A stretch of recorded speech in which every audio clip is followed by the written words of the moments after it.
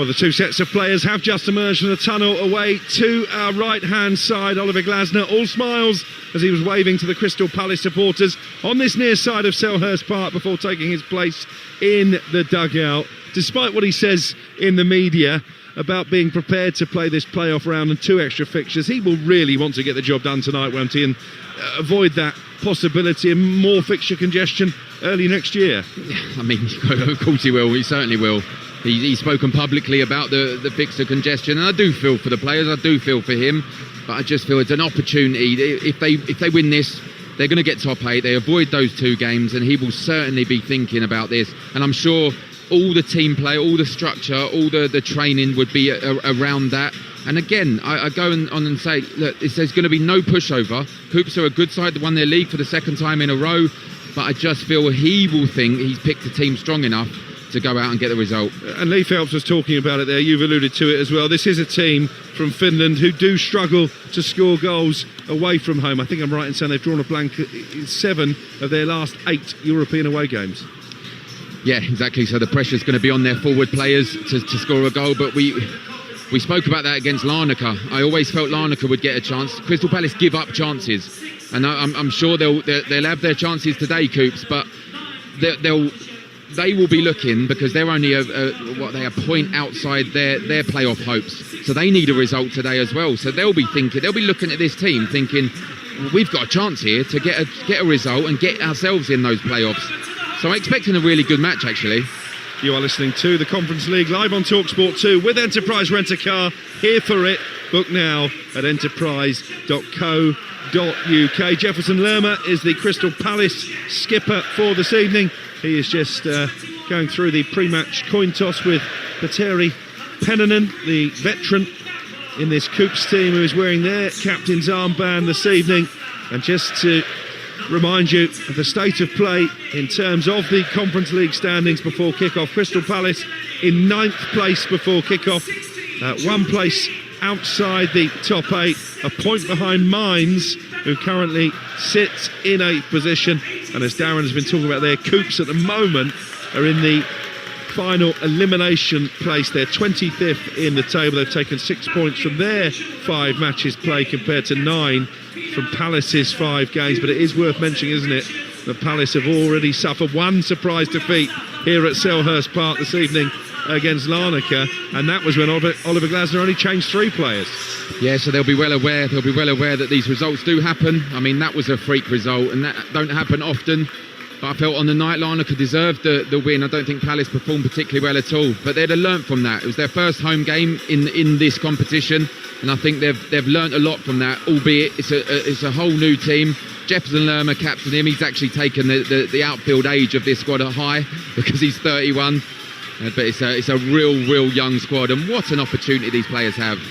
Well, this is Crystal Palace's final home game here at Selhurst Park before Christmas. All Oliver Glasner and his young team, the youngest since the 1981-82 season, want to unwrap is a place in the knockout round of the Conference League, a place in the top 8 ideally. We are off and underway here on Talksport 2 as this league phase comes to an end.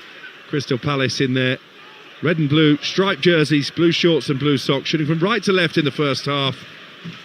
KuPS, the Finnish champions, in Borussia Dortmund type colours, yellow shirts, black shorts and yellow socks, attacking the Holmesdale Road end away to our right. And I said when we picked up the coverage around about 15 minutes before kick-off, Selhurst Park was sparsely populated at that point. There have been some train issues in the area that certainly affected both Darren and I making our way to the stadium, but it is pretty much full, Darren Ambrose. Yeah, it is. The fanatics, you can hear them in the background singing away as they always do, creating this atmosphere. And we said, didn't we, before the team started, we were speaking off air, Crookie, about Benamar. I felt that he would go to the right wing-back position and Borna Sosa being his natural left wing-back, but it's not the case. He's clearly a left-footed player, Benamar, and he's playing on the left-hand side, and Borna Sosa is out there on the right. So you got a bit of duff information from your inside source here at Selhurst Park. Early free kick conceded by Borna Sosa over on the far side, so it's a dead ball for KuPS in their left-back position, just grappling with the full-back Clinton Antwi, the Ghanaian. Just a reminder for those of you maybe just tuning in. 11 changes for Palace from the side that lost here against Manchester City heavily on Sunday. There'll be 11 more changes, says Oliver Glasner, when they go to Leeds, live on Talksport 2 on Saturday evening, so just 48 hours from now. 4 debutants: George King, the 18-year-old defender, Dean Benamar, the 17-year-old wing-back, 21-year-old Caden Rodney in midfield, and 16-year-old Joel Drakes-Thomas, who has already broken one piece of history by becoming the youngest ever Englishman to play in the Conference League. He would become Crystal Palace's youngest ever goal scorer, were he to get on the score sheet tonight. And he just had the ball there around about midway inside his own half. Neat first touch and just laid it calmly back to his defence and got a standing ovation from the crowd. Yeah, good footwork. Very confident player he seems. I mean, you wouldn't miss him. You know him. He's got loads of hair, so you'll be able to pick him out for sure. But yeah, he's 16 years of age. What an opportunity! What an achievement for himself and his family. I bet they're absolutely delighted. Yeah, he's Croydon raised as well, so there'll be some proud members of the Drakes-Thomas family tonight. And he's on the ball now in the left wing position, wearing bright yellow boots, the youngster. And back to the captain for the night, Jefferson Lerma. Mark Gay is amongst a very strong Crystal Palace bench, should they get themselves into a position where they need it here. Attacking down the left-hand side was Benamar, but he just gave the ball away, and it will be a free kick for KuPS and an opportunity for the visitors to load up the Palace penalty area away to our right. 4 minutes played, 0-0. Yeah, just made the wrong decision there, Benamar. Tried to put it through Sovalainen's legs and get round the other side and just got caught out on it, ended up dragging him down. It's a dangerous position, this free kick. Yeah, Maitonen plays it in, left-footed to the edge of the penalty area.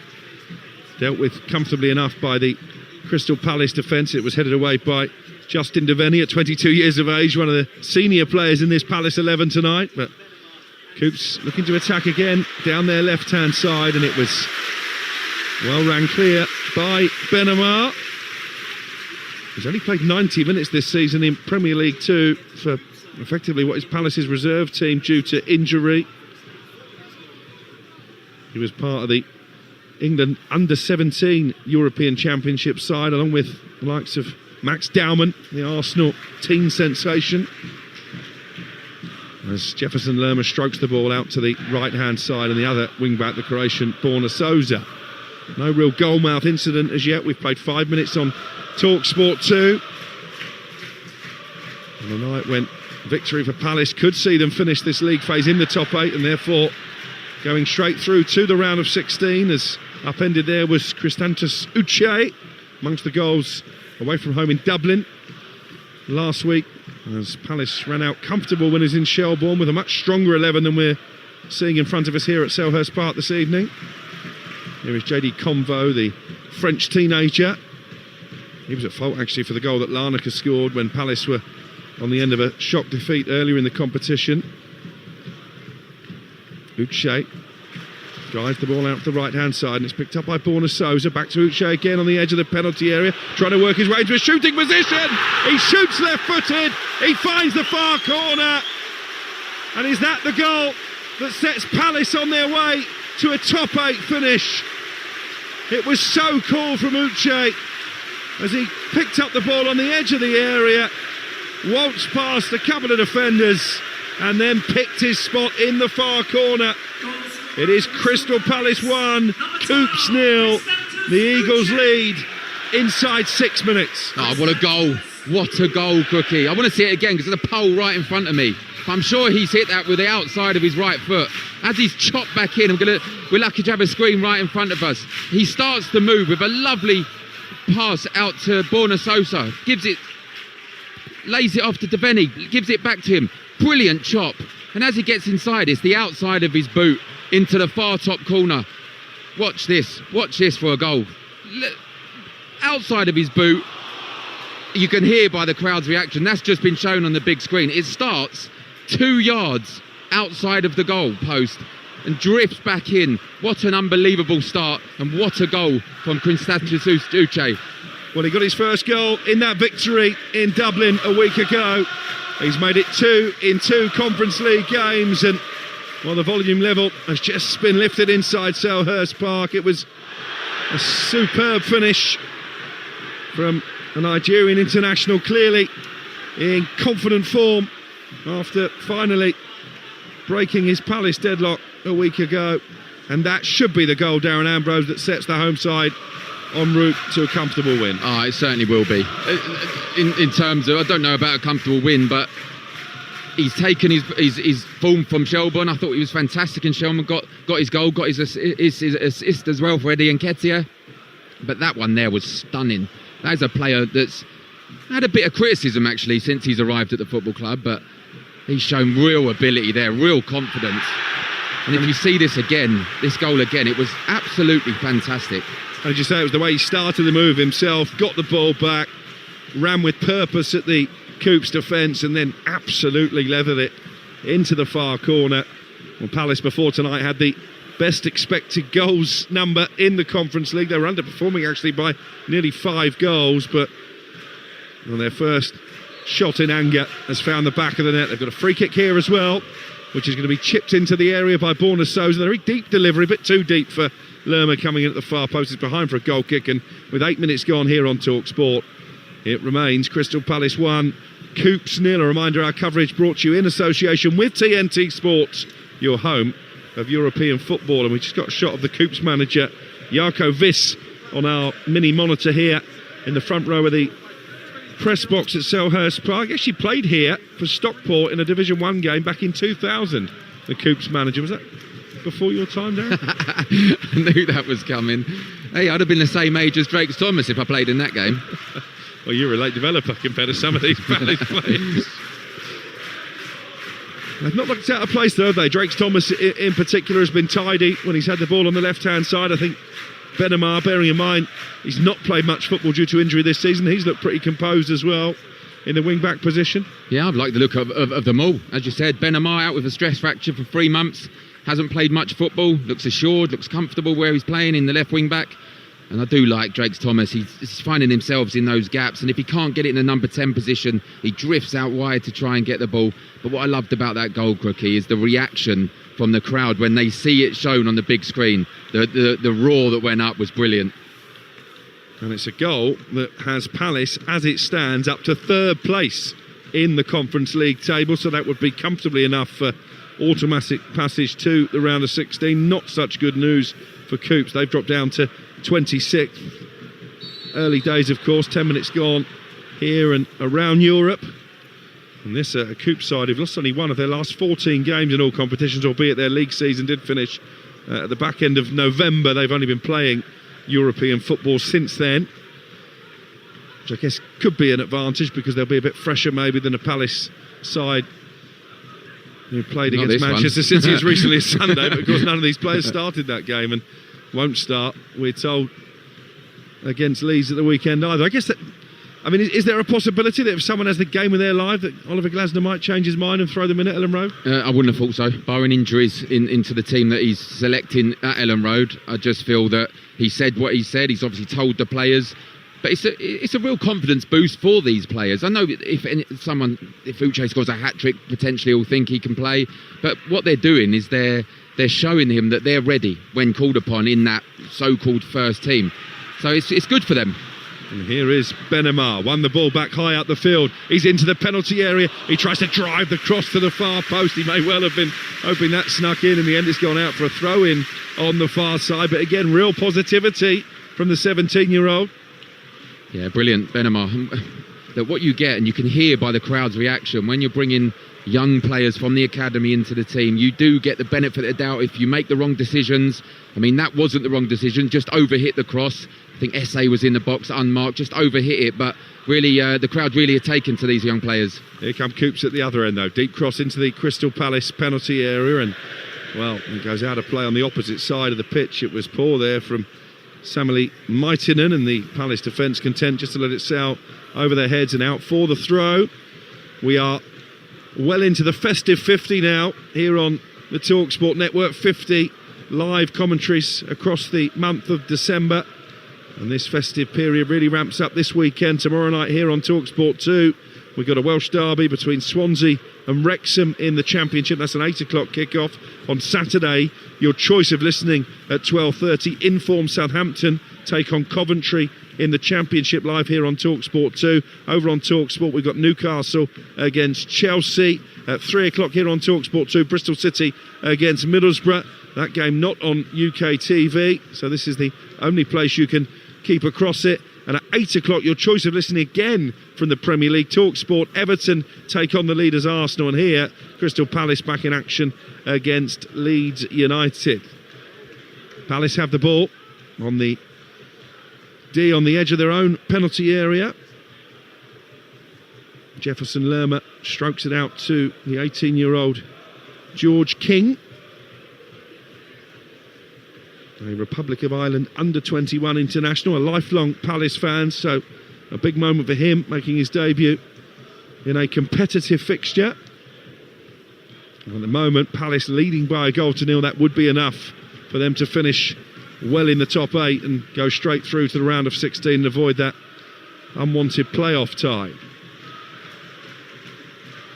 And they've looked pretty comfortable, Darren Ambrose, certainly since Uche scored. Yeah, they have. And you mentioned George King in centre-half. He'll be delighted with the way the forward players are playing. Although it's his debut, he wants to show what he's about. He'll be really keen to not even have a touch and the team go on and win. Uche dropping deep and then spraying the ball out to Benamar down the left-hand side. Drakes Thomas takes over and again uses the ball well, back into Caden Rodney in midfield. And now Palace looking to attack down their far right channel as we look here at Selhurst Park on, well, actually quite a mild night in South London. It was teeming down with rain as we were making our way to the stadium a couple of hours ago, but conditions pretty much perfect now, and a perfect start for Palace. That goal from Christantas Uche after only 6 minutes. A fine finish from outside the penalty area. It's given them this 1-0 lead. Here's Benamar crossing again from the left-hand side, looking for the likes of Uche in the centre. Cleared only as far as Benamar on this near touchline, and Palace have committed plenty of bodies forward. Here's Devaney, the Northern Irishman in midfield.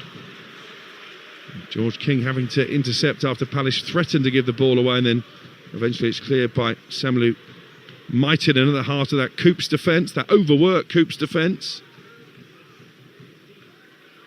Been impressed with Benamar down the left-hand side, getting forward really, really well. Made that one choice decision at the start where he tried to put it through the player's legs and didn't come off, but since then the confidence he's shown. He goes down the outside, the left wing back, and he's got the step over in the bag, and he just goes past the fullbacks with ease. He's done that twice now.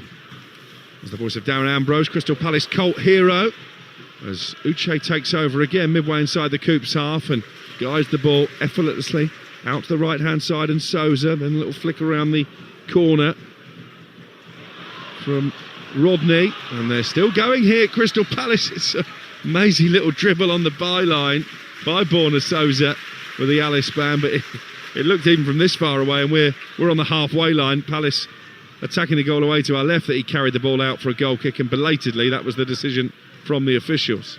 I tell you what, it was close. It was close, by the way, because I mean it's right over the far side for us, but we got the replays. It's millimetres if it's out. It's a good run. We spoke about Benamar getting down the left-hand side. Borna Souza doing the same thing down the right. Yeah, he's had to be pretty patient, hasn't he, Souza? The goalkeeper gives it away inside his own penalty area. Chance for two here. Uche with a shot deflected. And the goalkeeper, Johannes Kreidel, breathes a massive sigh of relief.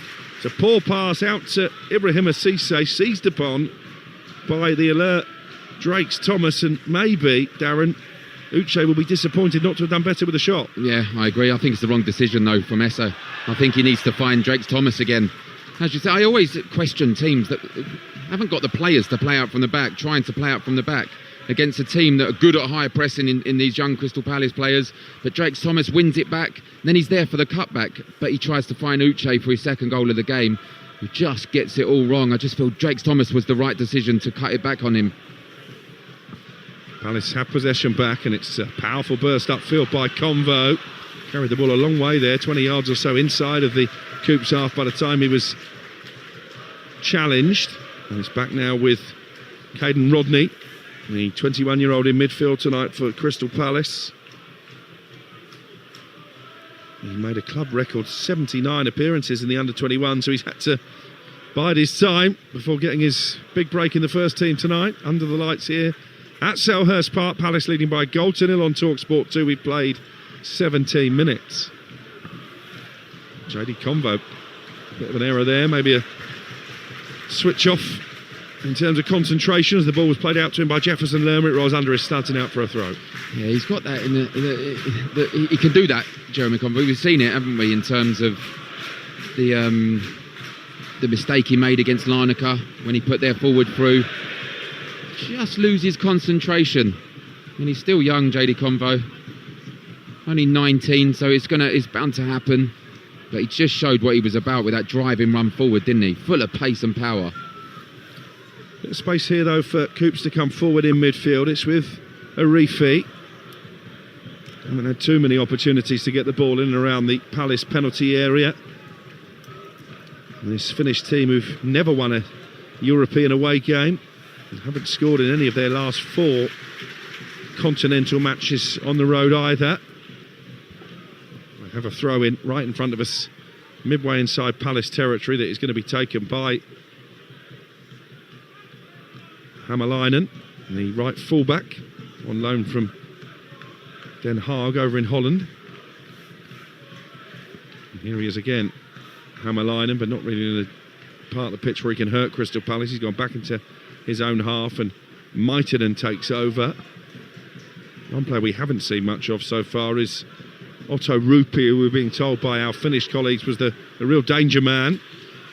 Might change now, because they're coming forward down the right-hand side. Crossing into the penalty area was Savalainen, but it deflected off Convo, and that took the ball spinning into the arms of the Argentine Walter Benitez in goal for Palace. Yeah, it was the first real opportunity for KuPS to get forward, but the player that's impressing me more than Rupi in the centre midfield is their captain Pennanen. He seems to be the one that is trying to make the runs forward, trying to guide his team forward and get them going. It's just not quite happening at the moment. They're offering very little, KuPS. So Crystal Palace back in action in the Premier League when they go to Leeds on Saturday night, 8 o'clock kickoff. You can hear that live on Talksport 2, and their League Cup quarter-final against Arsenal next Tuesday.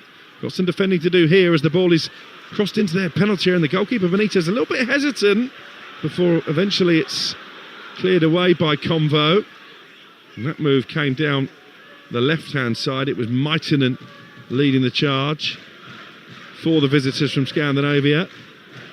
It's just twice in a row that Crystal Palace giving it away in their own half. SA this time giving it away and allowing them to break forward, KuPS. And it's just not quite coming off of them. The ball was attempted to be cut back for the on-running Rupi, but it didn't quite make it. It was good defending overall in the end.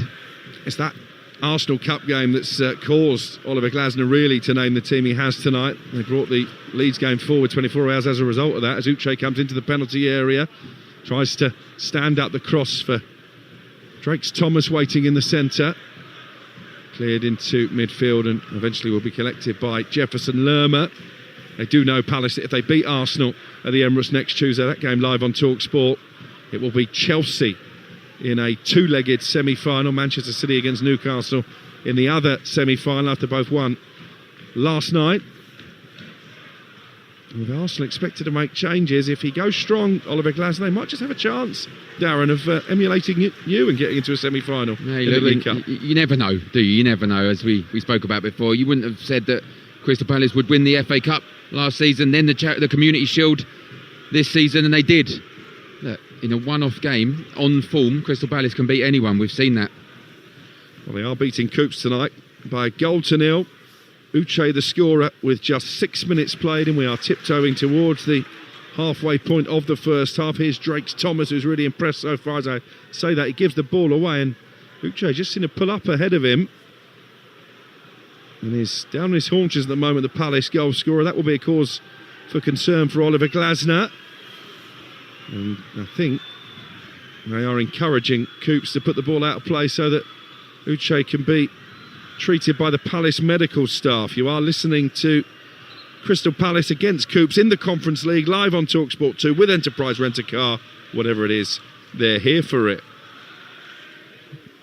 And this is a concerned, Darren, because he went down off the ball, Uche, and he's holding his right knee. Yeah, I think what had happened, and I think that's the end of his evening. What had happened is Drake Thomas had come in, tried to play a 1-2, but as he played the pass, Uche was making a run. It was behind him, and he went to stop, and he may have hyperextended his knee or the back of his knee. They're readying a substitute. Whether he continues. It's another youngster, isn't it? I think it's Benji Casey who might well be coming on.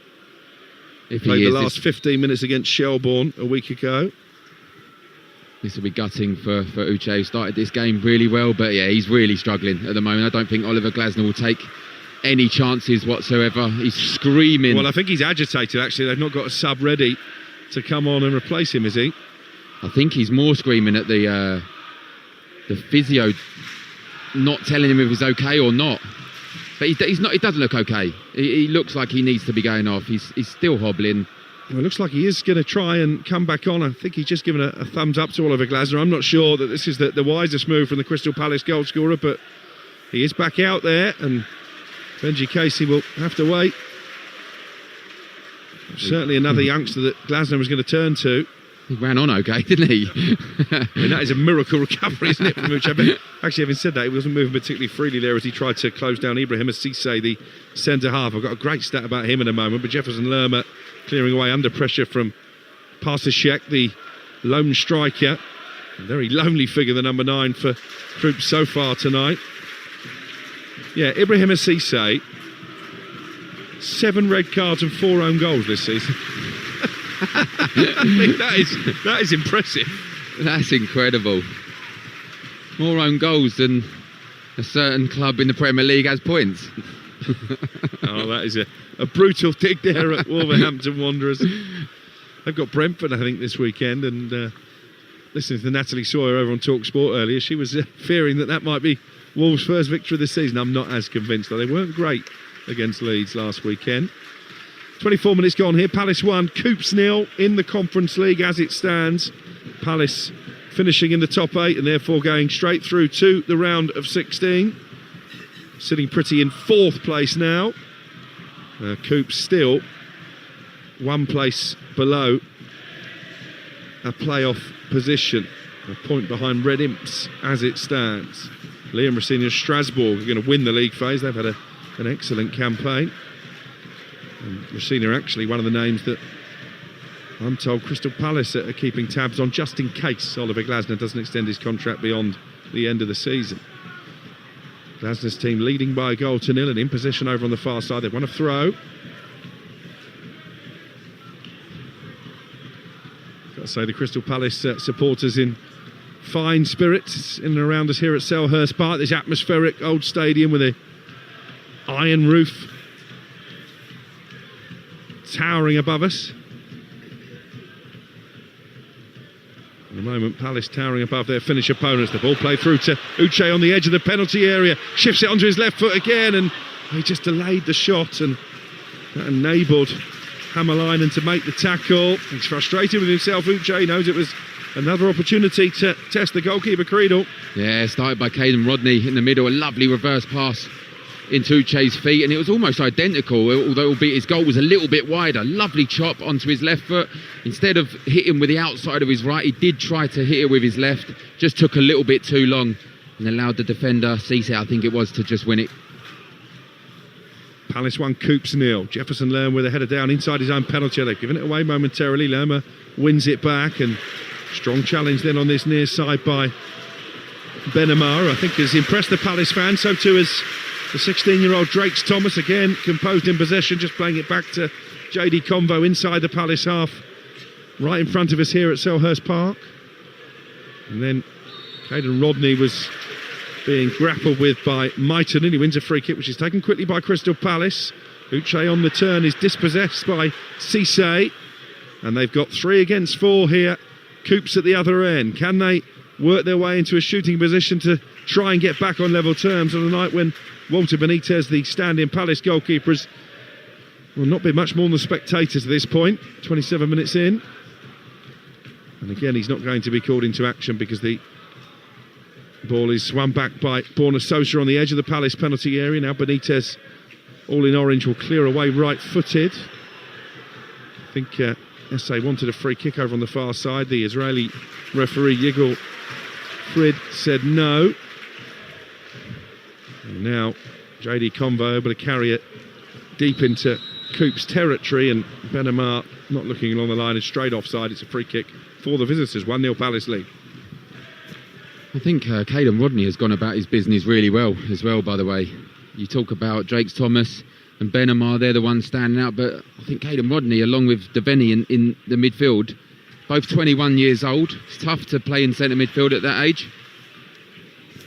Chance here for Drakes Thomas to have it a run at his defender, crosses deep to the far post, and well, it was acrobatically clawed behind by the goalkeeper Creedle, with Borna Souza lurking, but again, good wing play from the 16-year-old.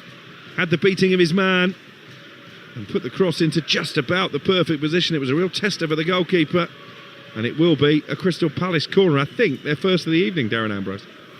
Yeah, it was a great delivery. Drakes Thomas once again showing his ability.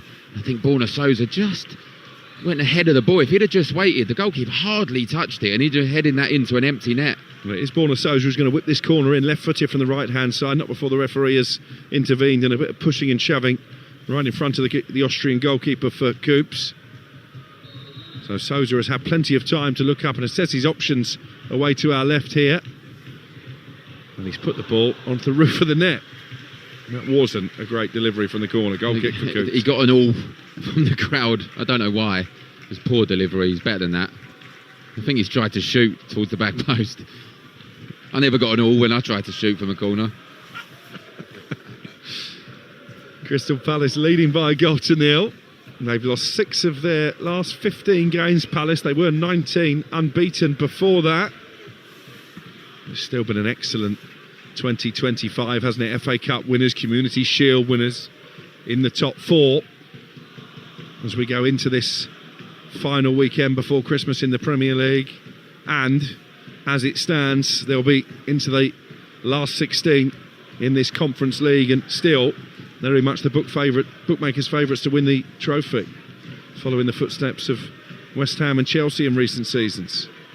Ibrahim Cisse launches the ball forward for KuPS, headed away by Lerma, but it's picked up in midfield by Arifi, playing his 50th game of the season, and he plays it out to the left-hand side, and an opportunity maybe for Antwi to get across into the area, blocked away by Souza. It will be a KuPS throw-in level with the 18-yard line. We've got 15 minutes the first half to play, and Palace still leading by an Uche goal to nil. They're just not offering much at the moment still, KuPS. Not really threatening the Palace backline at all. 1 or 2 half moments. But I think they'll be looking to get to half-time, get their team talk and try and just go at them, because, as we said, they need a win. They need a result to have any chance. They've got quite a decent contingent of supporters, haven't they, over on the far side, all wearing their yellow shirts. Not the easiest trip to make over from Scandinavia at this time of year. Well, they're probably easier than we had to make on the trains from central London earlier today. That's another story. Antwi with the cross into the box is blocked away by Borna Souza and out for a throw. In fact, the ball has now been played back up to the halfway line, and the green-shirted goalkeeper Johannes Creeder will play it forward, and then nodded calmly back by Borna Souza to his keeper Benitez. 2 clean sheets in 3 appearances in this competition this season. In all competitions. Made his Conference League debut against Shelbourne in the last game, having arrived on a free transfer from PSV Eindhoven over in Holland in the summer. And now it's KuPS who have the ball midway inside Palace territory, but won back strongly by Romain Esse, and then he is sent tumbling by Savalainen, so it will be a free kick for Palace, who lead courtesy of that 6th minute goal from Christantos Uche, outside of the left foot into the far corner from the edge of the penalty area. He maybe should have made it 2-0 from a similar position when he was just caught dilly-dallying and slow to get his shot away. Here is Uche, though, helping it around the corner to Benamar. Could have been a Palace free kick there, but the referee plays advantage. Benamar raiding down the Palace left-hand side, near side as we look, and now The ball is back on halfway with the 19-year-old Convo. You can see from that challenge just there from Cisse why he picks up so many bookings. It's a poor challenge. He got away with it. He's been in the wars a bit last 5 or 6 minutes, the Crystal Palace goal scorer Uche. Lerma dinks the ball into KuPS territory. He's back though with their right full-back Hämäläinen. He plays it all the way back to the goalkeeper. Creedle inside the penalty area, way to the left. There's Palace fans behind the goal trying to whip up the atmosphere again. It has just gone a little bit flat. Maybe a little bit too easy for the Palace fans to get too engaged. As Rodney tries to play the ball forward. Chasing was Drake's Thomas, but player's been halted because there's a KuPS player down with what looks like a head injury. Yeah, it's a reefy. I think it was that challenge with Devaney there in the centre of the midfield. May have just picked up a little head injury. He's up. Physios are on, but he's up. You're listening to Crystal Palace against KuPS in the Conference League. Live on Talksport 2 with Enterprise Rent-A-Car. Here for it. Book now at enterprise.co.uk. And a reminder, we are offering over 50 live commentaries on Talksport, Talksport 2, the Talksport app and Talk Radio across this very busy festive period. Our commentary is available on DAB and DAB Plus 1089, 1053 AM on your smart speaker and via the Talksport app. You can click on the live games tab on the bottom right hand side. As I've already mentioned, loads of live football coming your way this weekend, including Palace's trip to Leeds in the Premier League on Saturday. That's live here on Talksport 2 at 8 o'clock on Saturday evening. As Walter Benitez volleys the ball right-footed upfield, but over the head of Uche. He's going to put a bit of pressure here on Maitonen and force him to play it back to his goalkeeper, but calmly done by Creedle. And the ball chipped up towards the centre circle where in steps Convo, and then that was a rash challenge that has sent Drake's Thomas to the floor. It's going to be a Palace free kick. Clumsy, I think, more than malicious from Hämäläinen. The ovation you can hear is because the Palace substitutes are out warming up to our right-hand side. I can see Adam Wharton down there amongst them. Jeremy Pino, who's been in excellent form in recent weeks. I'm sure Oliver Glasner will be hoping he doesn't need to use too many of those for too long this evening. Free kick here for Palace, which Borna Souza is going to play to the edge of the penalty area. Lerma was forward, but again, not the best of set pieces, and the ball is back out now on the right-hand side with Borna Souza, the Croatian, the summer signing from Ajax. Esse with the cross-come shot. He swung that straight into the arms of the goalkeeper. It stays 1-0 to Palace. I think you're right in what you're saying, Crookie, in terms of the game's just gone a little bit drab at the minute, I think is the right word, and maybe because it is a little bit too easy for Crystal Palace at the moment. I'm sure if they get put under pressure, they can up it a few gears. I think Oliver Glasner will be looking to get this game over and done with as it was at Shelbourne before half-time. Yeah, good challenge again, though, from Benema. I think he's been the pick of the youngsters so far. Him and Drake's Thomas have both looked very accomplished on this near side, linking up well. And then Convo was trying to play the ball into midfield, and Devaney, but got the pass wrong, and that means that KuPS can come forward with Savalainen. Still yet really to force Walter Benitez into a save. Free kick has been conceded there for an overzealous challenge by Devaney, just trying to win it back, and it's a free kick in a dangerous position right in the centre of the Palace half, so too far out for a shot, but an opportunity again to send the likes of Ibrahim Cisse forward from the back. A rare opportunity actually in this first half. 36 gone, 1-0 Palace lead. They're up to 4th in the Conference League as it stands, and that will see them automatically into the last 16. Let's see if they can defend this free kick. It's a deep delivery over the head of everybody in yellow. Jefferson Lerma had his bearings and allows the ball to go behind for a goal kick. 5th, I'm being told. The table must have just changed before our eyes. But you look at that top 8, Darren. I've mentioned how well Strasbourg have done under Liam Rossini. I was impressed with them actually against Palace earlier in the competition. Sparta Prague in 2nd, Shakhtar Donetsk, Rayo Vallecano, that's one of the clubs where Palace are potentially looking at their manager. There's not much there, is there, to scare Crystal Palace or to scare any Premier League opposition who find themselves in this competition? No, you're absolutely right. I think maybe Strasbourg is the only team that potentially could cause damage. They already have against Palace, already got the victory in match day 4, I think it was. Other than that, there's reasons that Palace are favourites for this tournament. And in some ways, I think Oliver Glasner would relish the opportunity to test himself or test his side against better players in the knockout rounds. Uche laying the ball off. Opportunity here for Esse with a shot right across the face of goal. Corner of the 6-yard box. I think the goalkeeper was beaten. Couldn't quite squeeze that one in. The right side of the right hand upright, but good hold-up play by Uche again. It was a strong run forward by Esse, good feet to work his way into the shooting position, did everything right, but the goalkeeper I think just pulled his hands away at the last minute. He knew that was going wide. Yeah, only just. I think it was a corner in the end. I think it come off the defender. It was given as a goal kick. It was good play all round. Uche setting up Esse, and probably the best moment he's had in this game so far, driving forward on his right foot. It was going even wider before it took the slight defection, but it wasn't seen by the officials. It's been tough, hasn't it, for Romain Esse? £14.5 million he cost from Millwall. Hasn't really been able to get any kind of foothold in the team. I think it was against Millwall, wasn't it, in the League Cup when he was really disappointing. Oliver Glasner quite scathing of his performance, and well, he's just given away a foul and picked up the first yellow card of the game over on the far touchline. Yeah, he was late. He was late over the far side. Can't see which player he's late against, but he's laying on the floor. I think as we're looking at, I think it's Oksanen. It's a poor challenge, actually.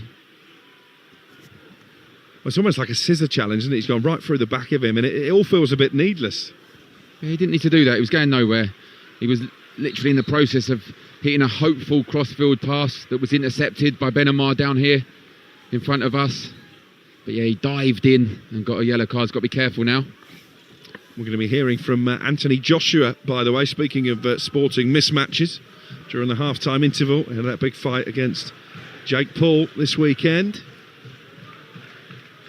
As forward the free kick goes from Johannes Cradle. It's one back inside the centre circle by the impressive Drakes Thomas, and then there was a foul on Devaney. The Palace fans want a yellow card, but the Israeli referee isn't going to bow to that pressure. 6 minutes to go in this first half. Palace leading 1-0. I think it's persistent fouling that the crowd are crying out for a card, especially in the midfield. Devaney and... Well, that was your mate Rupi giving away the free kick this time. He's not done much, has he? With the bright blonde hair. Not really been able to get him or the lone striker, Piotr Parzashek, in possession in an area where they can really hurt this much changed Crystal Palace back line.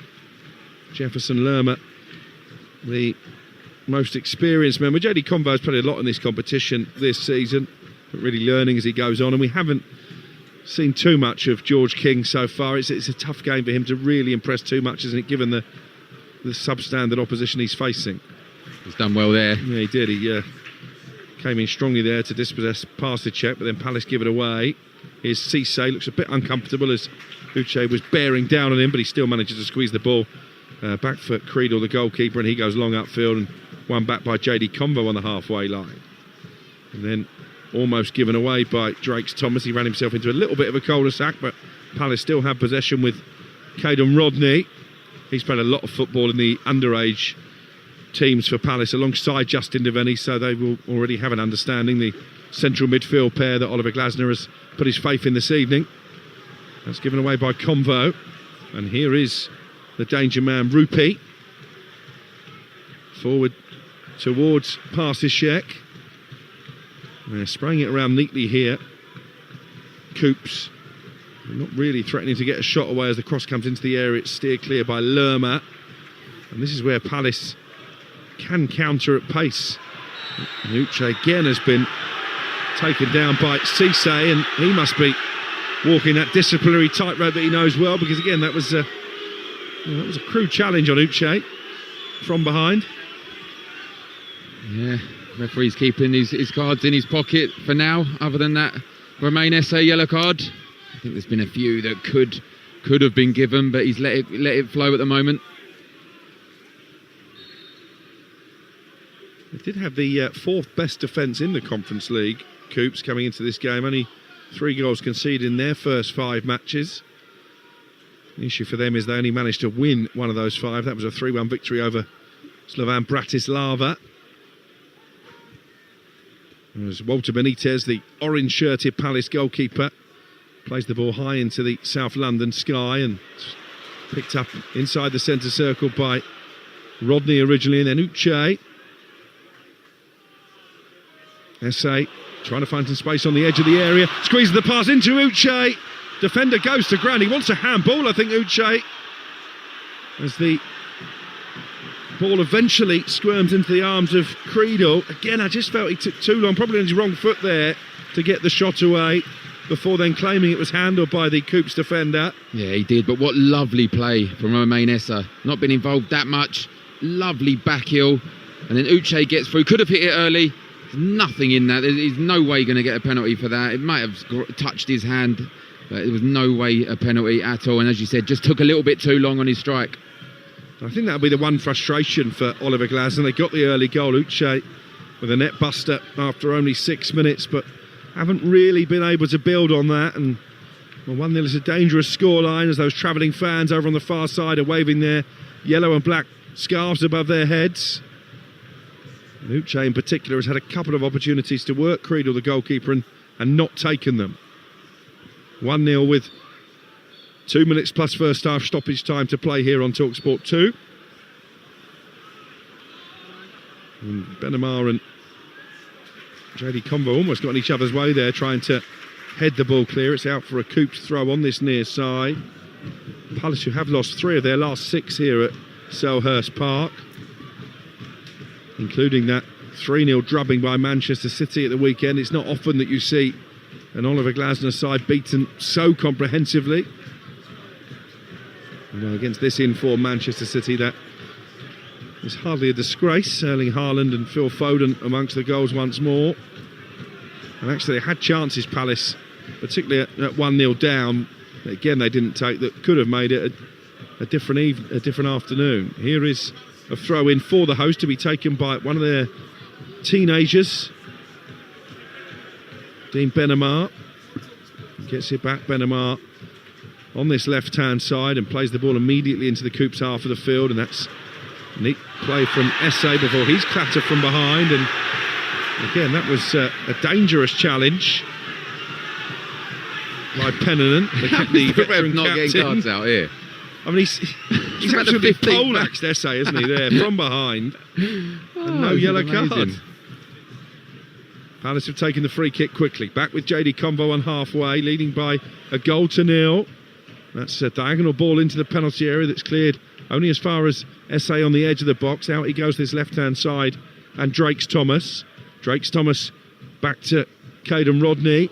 His ball into the area is headed clear by Cisse, and then not really held up by Parsishek, and back to Walter Benitez, the Palace goalkeeper. I don't think there'll be too many at him, and it's just the one, actually, we're being told, at the end of this first half. And there's a Palace player down inside the penalty area. I think it is Romain SA.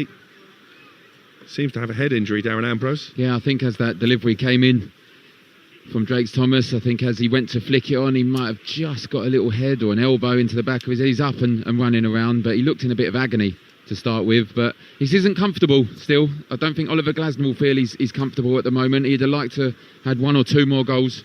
Well, he just called over young Joel Drakes Thomas as there was a break in play there to offer some words of wisdom to the 16-year-old. As George King comes over the halfway line in possession, plays it out to his right, and Borna Sosa. Palace just running down the clock here. And we're into the final few seconds of added time at the end of the first half. JD Combo back to Jefferson Lerma. And again, a hushed silence around this dilapidating stadium. As Palace come forward for one last attack, and here's the youngster Drakes Thomas in a shooting position, 25 yards from goal, left-footed over the crossbar. Well, that would have been a real Roy of the Rovers moment right at the end of the first half. Yeah, it would have. Roman Esse to him. His first real glimpse at goal. Gets it onto his left foot, tries the bender into the top corner, just overhits it. It's the last action from the first half, and this youthful Crystal Palace side are doing their club proud. Christantis Uche with the only goal with just 6 minutes played. A brilliant outside of the foot finish into the far corner from just outside the penalty area. Uche himself had opportunities not taken to perhaps add to his and Palace's tally and make this evening even more comfortable. But as it stands, Darren, it's very much mission accomplished for your old team. Yeah, it certainly is at the moment. As we said, it's been an easy half, really. KuPS have offered nothing going forward, nothing in terms of goal-mouth chances. Walter Benitez has not really had a touch of the ball. I feel for young George King, he's not had a touch of the ball either in terms because nothing's going on in the forward positions. But going forward, they could and probably should have been 2, maybe 3 more goals up. I think Uche's been guilty of a couple of missed opportunities, taking too long on the ball. And as you said, Oliver Glasner won't be comfortable with this because KuPS have to get a result. They'll come out, they'll probably give it 15-20 in the second half, and they have to weather the storm if there is one. But yeah, all in all, job done at the moment. Well, there you go. Crystal Palace a goal to the good at half-time. As it stands, that will be enough to guarantee them a place in the top 8, and therefore immediate passage to the round of 16. They're in 6th position at the moment, but they are 2 points clear of 9th, which is all that really matters on this evening when Oliver Glasner has named Palace's youngest lineup since way back in the early 1980s. And at the moment, well, the kids are more than all right. You're listening to the Conference League live on Talksport 2 with Enterprise Rent-A-Car. Here for it. Book conference at enterprise.co.uk and stick with us after the break. We bring you second half live coverage of Crystal Palace against KuPS right here on Talksport 2. Ultimate Sports Radio. What a moment! This is Talksport 2. Conference League live on Talksport 2 with Enterprise Rent-A-Car. Here for it. Book now at enterprise.co.uk. Merry Christmas, my love. Merry Christmas, Mum. Merry Christmas, Nanny. Happy New Year! From the UK's first mobile phone call to the first text, we've been connecting you at Christmas since 1984 on Vodafone, the nation's network. The Nations Network, Vodafone UK, supporting the nation since 1984. Learn more at vodafone.co.uk/TNN. 1 in 8 men will get prostate cancer, but all too often they find out by complete chance too late. It shouldn't be this way. With no early warning signs and no national screening program, we need your support. A donation to Prostate Cancer UK will help fund the research that will improve the odds of catching prostate cancer earlier, saving thousands of lives. It's about time men's lives weren't left to chance. Visit prostatecanceruk.org/give. Right, brace yourself. At Co-op you can get 2 pizzas and a tub of Ben & Jerry's for a £5. Yep, a £5. It's kind of a big deal, eh? You're unbelievable. Co-op, owned by you, right by you. End 2nd of January. Selected products subject to availability. Co-op Group food stores only. See co-op.co.uk for details. Christmas is Giftmas at Curry's, and we've got the perfect prezzy for everyone. Even those who need to stay up all night long delivering presents. Like a DeLonghi Revelia bean-to-cup coffee machine, silky smooth cappuccinos in just one touch, hands-free milk frothing, and switch between beans with interchangeable hoppers. And just so you know, Santa, there's free delivery over £40. At Curry's. Free delivery subject to availability. Conference League live on Talksport 2 with Enterprise Rent-A-Car. Whatever it is, we're here for it. Every emotion and total devotion. It's game on. This is Talksport 2. We're the home of the festive 50. This stadium is is shaking. Giving you the gift of football this December. Well, would you believe it? A whole month stuffed full of festive football. It is game on. Hear live commentary of some of December's biggest games. The Festive 50 on Talksport and Talksport 2. On 1089 and 1053 medium wave, on DAB, online and on your smart speaker. Absolutely sensational. The Conference League live on Talksport 2. It's massive, it's colossal, it's making big news. Lift off for AJ! I've gotten to where I'm at today because of delusional optimism. One punch was all it took from Jake Paul. And so it's delusion until it's not. This is a much bigger fight globally than Joshua versus Fury. It is lights out! Wow! Anthony Joshua! Joshua just teeing off a sizzling AJ reminder. Game ball! What the heck is going on? Marketability together with ability. You got Jake Paul versus Anthony Joshua. We have a new heavyweight champion of the world, Anthony Joshua. Oh yeah, well if it's scripted, please stop with that. The fights only end in one way. People say, oh, I respect Jake Paul for getting in there. No, respect me because I'm about to win. You need to knock him out. I need to knock him out.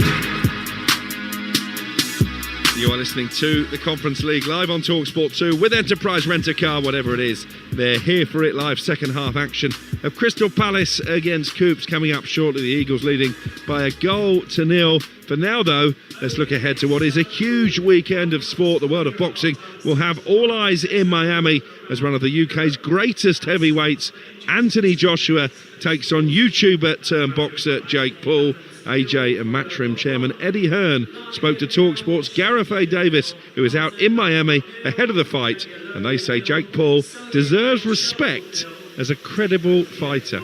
He's done well. He beat Woodley, he's beat this guy, he beat Silva, he's beaten a lot of good fighters. A lot of people that come into the game, yeah? And then imagine they had the resume that he did. He came in at a late stage and fought some good names along the way. He knows what he's doing, but so do I. Do you knock him out? I don't know. If this could talk, it will tell you. I don't know what's going to happen. Guys, we got to go. You know, you got to prepare yourself for a tough fight. You can't just take this guy as a clown and just go in there and not do the work in the gym and not prepare your mind to go in and perform. And you can't have it both ways. On one hand, people are saying, oh yeah, is he taking it seriously? And then when he's taking it too seriously and talking about the dangers of the fight, but, oh really? So he's prepared for this fight like it's a world heavyweight title fight. Well, you heard from Anthony Joshua and indeed Eddie Hearn there, speaking of Talksport out in Miami ahead of AJ's showdown with Jake Paul this weekend. Darren Ambrose, I know you do have more than a passing interest in boxing. Are you going to be setting the alarm clock bright and early to get in on this one? I'm in two minds whether to do that or not. I probably will, yes. I know my son wants to watch it. I mean, I'm listening to that, and Anthony Joshua trying to probably give a little bit of respect to Jake Paul. He's not fought any credible fighters, Jake Paul. I mean, in terms of a 57-year-old Mike Tyson, the only credible fighter or boxer he's fought at the moment in his career is Tommy Fury, and he lost out on points. So I listen to experts. I listen to Adam Cattrall, of course. I listen to David Hay. I listen to Cole Froch, and they're all concerned for Jake Paul, and I am to a certain degree. And when you hear that it's not scripted, it's a real fight, and when you hear people like that, like those experts saying that there's hope the paramedics are ringside and ready to go to work, it's concerning. So how this was sanctioned, I do not know. That's why they're out in Miami, but it's a fight that gets people's intrigued. So I'm sure that respect to Jake Paul for getting in with this monster of a man. We've seen the face-offs, but we spoke earlier, didn't we? We can only see this end in one way. Well, yeah, full reaction before and after the fight will be all across the action-packed weekend on the Talksport network and, of course, on our dedicated Talksport Boxing YouTube channel. Back to football, our Premier League lunchtime exclusive involves another of Darren Ambrose's former clubs, Newcastle, as they host Chelsea. Both these sides in midweek action in the Carabao Cup quarter-finals. Newcastle left it late by Fulham to beat Fulham by 2-1. Chelsea beat League One Cardiff 3-1, and we can hear now from the Chelsea manager, Enzo Maresca after the game against Cardiff, and he was asked about his feelings about the team following those rather provocative comments earlier in the week. You know, the players, they are doing well. Again, in 18 months, it's another semi-final, and it's happy for all of them. Yes, it is a third semi-final in 18 months, as you say. Are you feeling a little more content, a little happier perhaps after earlier in the week? I'm always been happy since day one. There you go, Enzo Maresca still speaking. Didn't sound happy. Rather cryptically. And actually, there was a story from our colleague in The Athletic, David Ornstein, and Talksport has since been able to double source this, that should Pep Guardiola leave Manchester City at the end of the season, Enzo Maresca, former assistant to Pep there and ex-academy coach as well, would be someone that City would potentially be interested in hiring. So you wonder now, if you put two and two together, and he's with George Mendes, the super agent, who is also best mates with Hugo Viana, the City sporting director. Good player as well. Is that why he came out and made those comments, Enzo Maresca? I was listening to Andy Jacobs on the way in, actually, when he was on with Paul and Charlie Baker. And he was very much in the big Chelsea fan, of course, very much saying that, he's under a bit of pressure and his agent's thrown out that old Man City want him. So it was sceptical to say the least, Andy Jacobs, but I don't know. It's one of those. He's come out publicly, and that doesn't always work out, does it? It normally ends one way, especially at Chelsea. So watch this space. But I personally can't see Pep Guardiola leaving at the end of the season. Even if he wins the league or the Champions League. I mean, I was talking actually on H&J earlier, probably just before you tuned in. Not many managers, certainly in our lifetime, have chosen the perfect moment to leave. Sir Alex Ferguson did after winning that Premier League title. He probably would have gone a year earlier had Manchester City not won it against QPR in such dramatic fashion. Arsene Wenger arguably outstayed his welcome at Arsenal. Well, not arguably. If you speak to Arsenal supporters, Brian Clough left on the back of a relegation. So if Pep Guardiola can win one of those major trophies this season, would that not be the perfect time to bow out? I mean, 4 in a row could have been the perfect time, couldn't it? And the things he's achieved at Manchester City could be the perfect time. It just seems to me that he's building something again at that football club, whether he's building something for an Enzo Maresca or the future manager at the football club, or whether he's building it for himself again to try and get closer to Sir Alex Ferguson's records. And if he has one eye on that, I just don't see why this is the time that he'll be leaving. And if he does, is Enzo Maresca the right replacement? I'm not so sure. And how do you see this game at the weekend? It's live on Talksport, 12:30 on Saturday at Newcastle. Very strong at home. We saw that again with that late winner against Fulham last night. That cost me a big accumulator, by the way. I went for the score draw there. And Chelsea, well, their recent away form isn't great. Yeah, I mean, in terms of Newcastle, they'll be pleased that they got the win against Fulham, but I think they'll be still really disappointed with the defeat in the derby. Sunderland, obviously Voldemar scoring the own goal, so they'll want to react off that. And you and I were at the Chelsea-Everton game. I thought it was a drab game, won by probably 2 class moments from Malo Gusto, really, in terms of the assist and the goal. So I expect Newcastle to try and, as they did against Fulham, try and regain some pride for their supporters, and to beat a Chelsea side that are sat high up in the Premier League. That's the best way to go about it. Where do you stand on some of the noise around Eddie Howe? I mean, it was noticeable there was a massive banner that wore flags who do so much to whip up the atmosphere in St James's Park had created, paying homage to their manager. I think most of the noise about his future is coming from outside of St James's Park. I think certainly the supporters and the ownership know what a good job he's done. Yeah, the only noise that should be coming out of St James's Park surrounding Eddie Howe is he going to be the manager to take over from Thomas Tuchel when he eventually leaves England. Other than that, his job should be 100% secure until he decides the right time to move on. I think what he's done at that club has been remarkable, and if there's anyone who can turn their poor run of results this season around, it's Eddie Howe for sure. Well, you can hear the PA system in full swing in the background here at Selhurst Park. The first smattering of Crystal Palace players are just beginning to make their way back from the tunnel away to our right-hand side. Palace leading in this Conference League decider by 1-0. Chris Sanchez Uche, after only 6 minutes, provided it, and Palace up into the top 8 as it stands, and therefore automatic passage to the round of 16. It doesn't look as if Oliver Glasner is going to make any changes for the start of this second period. I think most of the outfield players for Crystal Palace and the goalkeeper, indeed Walter Benitez, back out now, so they will restart the second half with the team that started the first. Benitez in goal, the 18-year-old George King, part of a back three alongside Lerma and JD Combo. 17-year-old Dean Benamar, who's really caught the eye, is the left wing-back. Borna Souza, the right wing-back, with Devaney and Caden Rodney, another debutant in midfield. And then Romain Esse has been yellow-carded, is part of a front three with the goal-scorer Uche and 16-year-old Joel Drakes-Thomas, who had just that one chance from distance to maybe become Palace's youngest ever goal scorer, just over the bar, Darren. Yeah, he'll be desperate for another opportunity. It was probably the last kick of the first half, wasn't it? When he got it on his left foot, tried to bend it into the top corner and just overhit it, a foot over the crossbar. But he looks confident, he really does. I've been impressed with them all, actually. George King, not much to do in terms of nothing going forward for KuPS. But I think Rodney, Benamar and Drakes-Thomas have really put a stamp on this match. And they'll be hoping, particularly Drakes-Thomas, for an opportunity in this second half. Well, I don't think the referee is aware that some of these Palace players are already well past their bedtime, 9 o'clock on a Thursday evening. He is very slowly walking towards the centre circle to put the ball down and restart the game. Doesn't look in a hurry at all, the Israeli official. Just a reminder of how it stands for Palace in terms of the Conference League.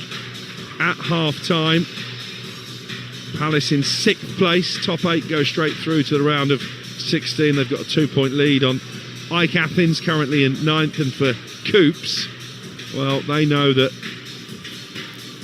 a point with their better goal difference over the likes of Red Imps and Olomouc would take them into the playoffs. So certainly plenty of motivation for the visitors to get back in this game in the second half. It's going to be the youngster Rodney to get us restarted here on Talksport 2.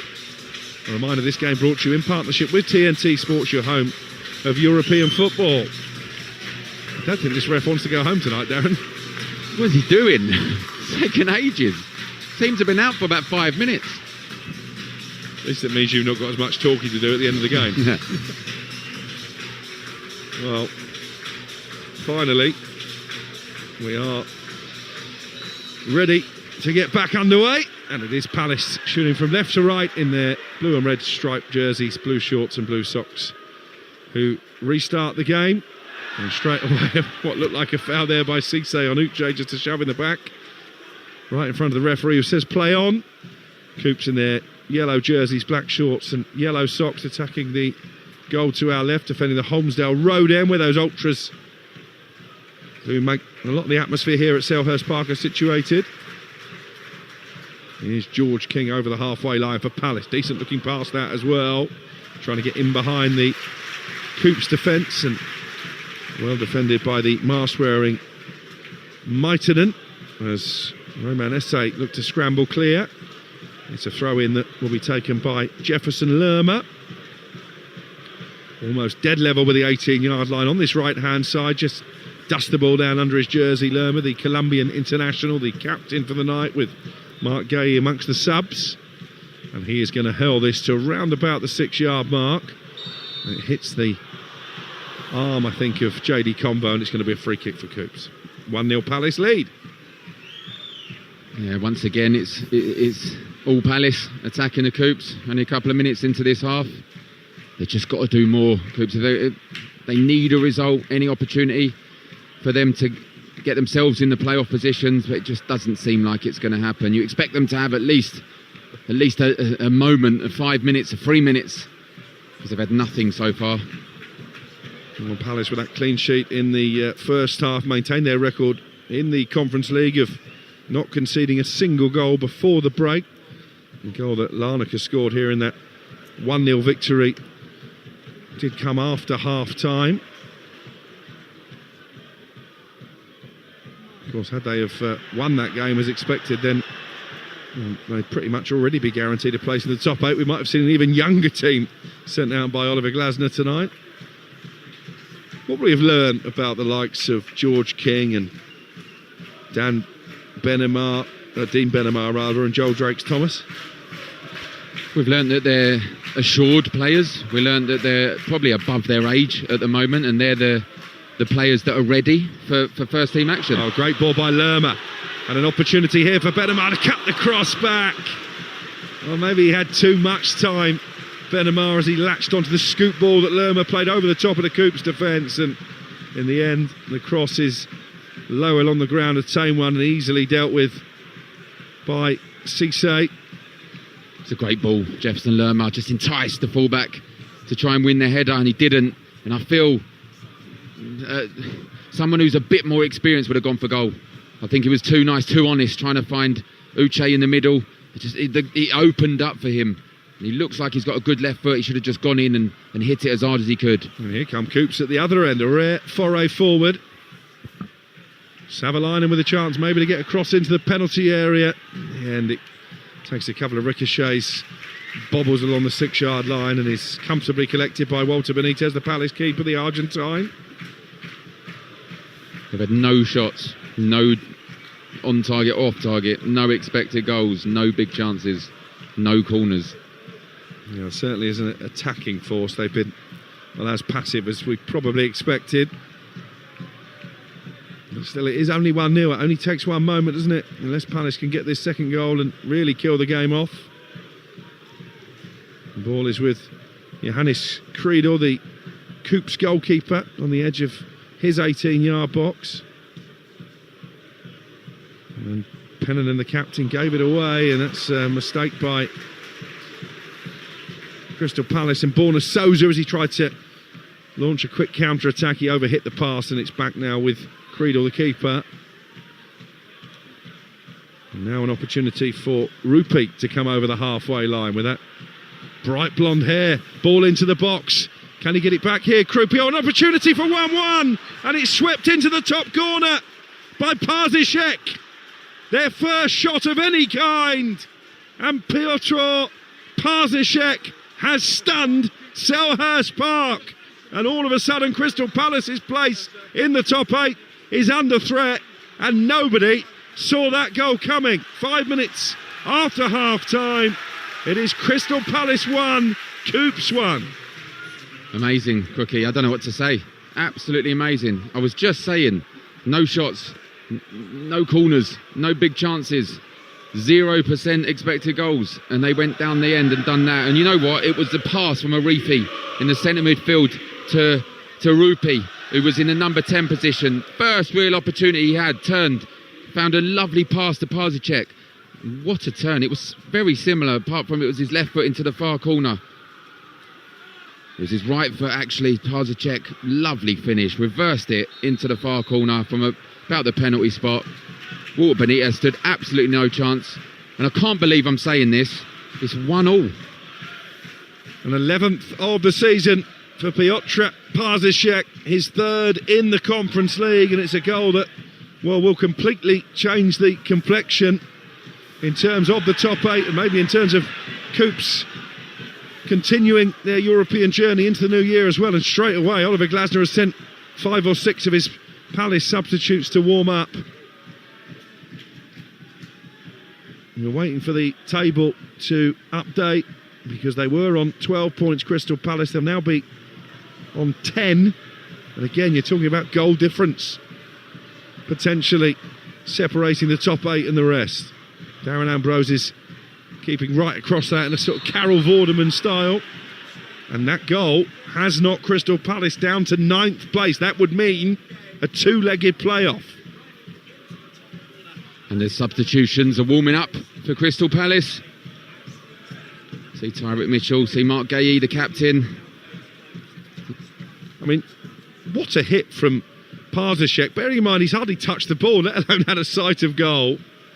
I mean, that is a sign of a really good striker, isn't it? We say it quite often about a goalkeeper who doesn't have anything to do and then makes a big save. Yep, just sniffed out a chance. And here they come again with a free kick swung into the penalty area and bounced off a Palace player behind for KuPS' first corner. And all of a sudden, the momentum has changed here and it's the Finnish side in the ascendancy. Yep. And you're going to hear the silence around Selhurst Park, barring that travelling contingent from Scandinavia over on the far side. They got the towels up now, haven't they? Now it's a corner. I just see Maitanen, I see Parzicek lifting, turning to their crowd, waving their arms. And they're making lots of noise over the far corner from where we're sat. Here comes the corner from the near left-hand side. Punch clear by Benitez. Picked up on the edge of the area by Antwi. And his shot is deflected in. And it's Cisse up from the back. And I can't quite believe what I'm seeing here. Crystal Palace, a goal up at half-time, are 2-1 behind with only 8 minutes gone in the second half. And Ibrahima Cisse, with his penchant for own goals that we've already talked about, has come up with a goal at the right end to absolutely rock Crystal Palace. Incredible, Darren Ambrose. 2-1 KuPS lead. What is happening? I just said I can't believe I'm saying it's 1-1. It's now 2-1. Walter Benitez gets a clear. They don't get out quick enough. And bit of injustice for Cisse, by the way. It was a lovely finish. I think it was Antwi with a shot, weak shot. And he stuck out his left foot and guided it with the outside of his left foot past Walter Benitez from about 10 yards. Directed it in. And the Finnish fans are going absolutely crazy because no one in the whole stadium would have believed that they would be leading 10 minutes into the second half. And if they lose this game, Crystal Palace, then there is definitely no possibility they'll finish in the top 8. Well, what an amazing start to the second half. You just sensed, didn't you, that momentum was starting to go against them. And you wonder now, will Oliver Glasner be forced to bring on some of those experienced players warming up down to our right? Palace 1, KuPS 2, 10 minutes gone in the second half. The Finnish minnows have scored twice in the space of 4 minutes. And here is Rupi down the left, trying to get across into the penalty area. Does get across into the penalty area, deflected and claimed by Benitez on the edge of the 6-yard box. And I would imagine, Darren, that first half, having rather petered out, Palace playing at a walking pace, is suddenly going to have to inject some urgency. This is one thing that Oliver Glasner would not have wanted to happen, because he is going to be forced, I think, into making some changes, bringing the first team players onto the pitch to try and get something out of this match. We said it weren't a comfortable result at 1-0, and he would have certainly put that message across at a half-time, but they haven't listened. Well, they're down to 15th, Palace now. KuPS up to 17th. That means both these teams will be in the playoff round. And remember, Palace were outside of the top 8, even at 1-1 on goal difference, so they may well have to score twice here in the final 35 minutes. And Oliver Glasner looks, well, far from happy. Let's just say that, the Palace boss. They were cruising at half-time. They offered nothing, Cookie. We were saying it. KuPS offered absolutely nothing. They've had 2 shots at goal and they've scored 2 goals.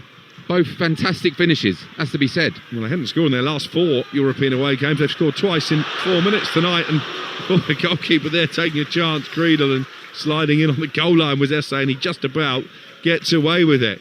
I'll tell you what, from a neutral perspective, this is much better now. I'm not sure Palace fans listening would agree. Well, it certainly should be, shouldn't it? What, we're into the 55th minute, just clicking over to the 56th. Palace need something.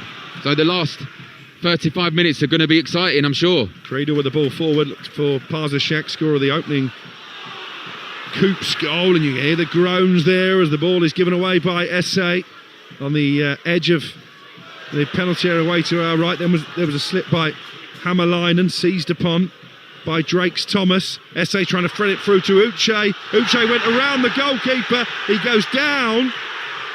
Well, they want a penalty, the Palace fans behind the goal. The referee, I think, has signalled for a corner, and the goalkeeper is screaming in the face of Uche like he dived. We're going to see a replay here. Good ball from Esse again. Uche.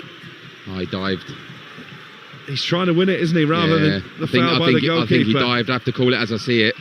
His leg is stuck out, but he falls before. As we're watching it. Oh, it's so close. It's not a penalty. It's not a penalty. He's definitely looked for it. He's played for it. I don't think it's a corner, though. Well, it's either a penalty or a booking. Uche is still down, but just getting back to his feet now as Palace prepare to take the corner. It's probably a sort of halfway house decision, this, by the Israeli referee. Not sure he was completely certain. Souza with a corner, good header away there by Cisse, the score of the second KuPS goal that really has put the cat amongst the pigeons here, and another cross into the area is patted down by Creedle and then claimed at the second time of asking. We play 58 minutes on Talksport 2. It's Crystal Palace 1, KuPS 2. And as it stands, Palace won't be finishing in the top 8. They're going to need a playoff. He's in again. And here's KuPS. Forward to Parzicek. Opportunity. It's across the face of goal. Offside. And it's stabbed in at the far post, but the flag is up. And the celebrations are cut short. Well, they had men over there, KuPS, before the ball eventually squirmed its way to the far post. But the offside flag goes up, and that goal will not stand. It will obviously be looked at. I thought it was offside initially, but they're shell-shocked, the Crystal Palace players. I see Deveni, I see Jefferson Lerma trying to lift the players. Borna Souza, I don't think even they can believe what's happened. But we spoke about Parzicek, wasn't it, who's tucked it in? We spoke about it in the first half, Cookie, when they walked off, didn't we? That they should have been 2-3, even 4 up, and 1-0 wasn't a fair reflection of the match in the first half. But it was all too easy. And we said 15, 20 minutes, they're going to come out, they're going to give it a fighting go, find themselves 2-1 up and something to defend now. Do you know what? It's the captain, Pennanen, who I think is offside. I'm not sure that when it gets to Parzicek at the far post, he is beyond the last Palace defender, but Pennanen, the skipper, have made a play for the ball in the middle, and that's why I think the goal has been ruled out. We've got a Crystal Palace injury here as well. Goes from bad to worse as far as Oliver Glasner is concerned. And I wonder if we're going to see some of the big guns brought on here for the final half an hour. Jean-Philippe Mateta is on the bench, Jeremy Pino, in terms of attacking players who can come on and change the game. Adam Wharton maybe to bring a bit of stardust to midfield. Eddie Nketiah. They need someone, Crookie. I don't know why he's not making changes already. I really don't, just to help his team out. I think it's young Benamar that's down. He's been out for a long, long time with that stress fracture in his foot, but they're testing his knee, I think, at the minute. Well, you do wonder. I think I'm right in saying it was 1-0 to Palace when he had that great opportunity, Benamar, to get a shot at goal. Yep. He was selfless, tried to lay it off to Palace players in the centre. It was cleared by Cisse. And in the blink of an eye, from 1-0 up and missing a decent opportunity, Palace found themselves 2-1 down. Yeah, absolutely right. He was too honest, wasn't he, down this end? I think a more experienced player would have seen that he's in on goal and just go for it. Maybe right, left foot, whatever it may be. Too honest, tried to find Uche, wrong decision.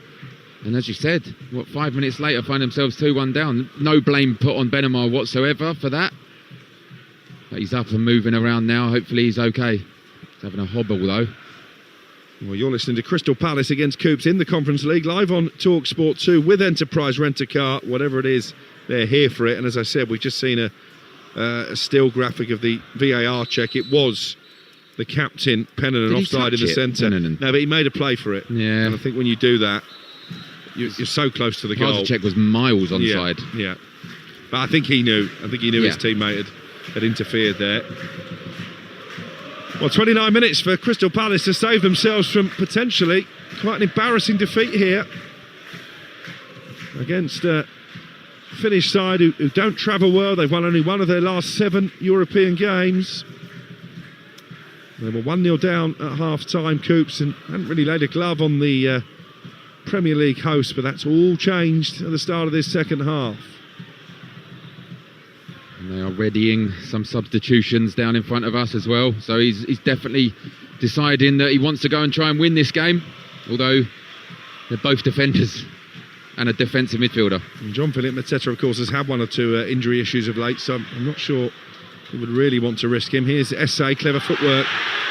Finding Uche on the edge of the D. Uche rolls the ball into Deveni.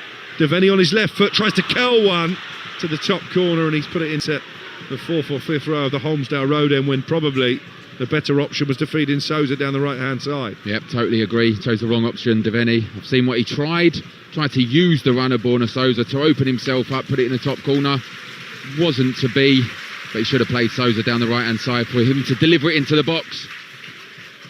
Well, here come the cavalry as far as Palace are concerned, but as Darren has already said, mainly defensive-minded changes. Tyreek Mitchell, Mark Gay, the captain, and Will Hughes. None of them are renowned for their goal-scoring capabilities, although Gay, of course, did get the late winner against Fulham recently in the London derby I was at.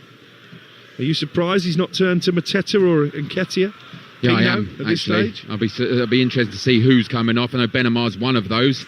We've just seen him hobble off. But I'll be surprised. I'm surprised that not more attacking threats coming on. Well, in an ideal world, I'm not sure that Oliver Glasner would have wanted to use any of these senior players, but needs must. Borna Souza is another of those to make way, so Tyrick Mitchell replaces him as the left back. Dean Benamar presumably will make way for Will Hughes.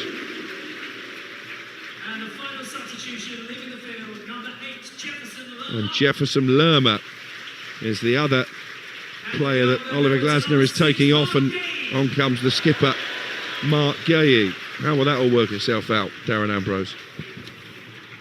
I just no idea why they're not bringing an Adam Wharton, a Mateta, or someone that can change this game.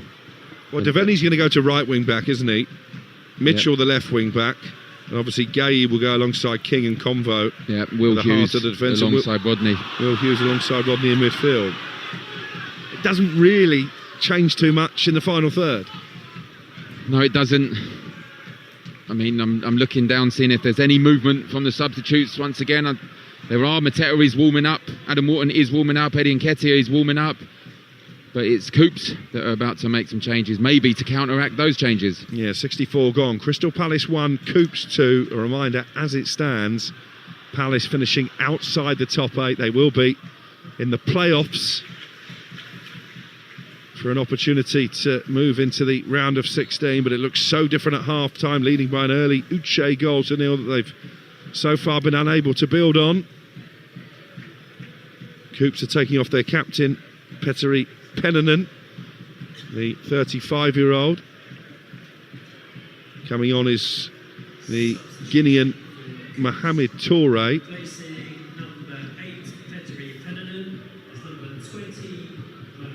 And that is a reasonably attacking change. He is an attacking midfielder, Toure rather. And we're also going to see Ricardo, the Brazilian defender, coming on. That is a straight swap for Hamalainen, the fullback.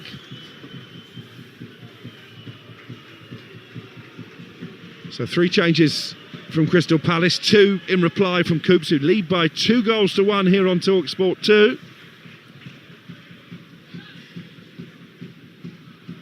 Don't forget, we've got plenty of live EFL action for you on Talksport 2 this weekend. Tomorrow night, a Welsh derby between Wrexham and Swansea.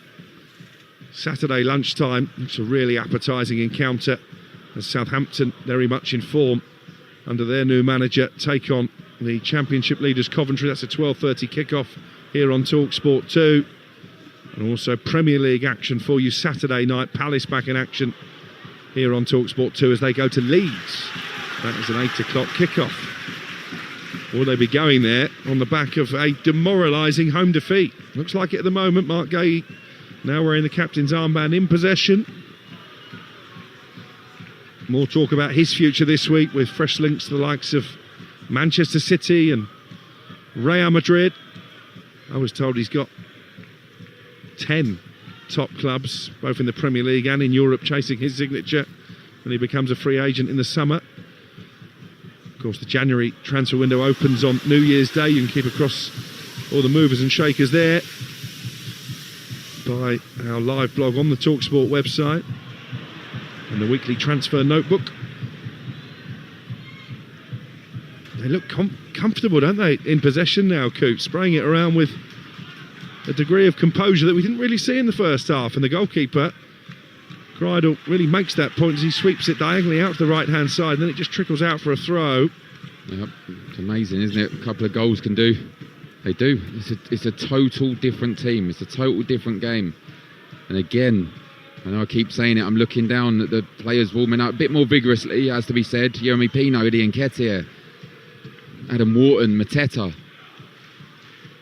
They need to get well, they've only got 2 more, so they need to get a couple on as soon as possible. Yeah, 23 minutes to go, so still a quarter of the match remaining, but it's Crystal Palace 1, KuPS 2. On a night when victory for Palace would likely see them finish in the top 8 and therefore avoid that unwanted playoff in the new year, but a draw may not be enough, depending on goal difference. A defeat certainly won't be enough.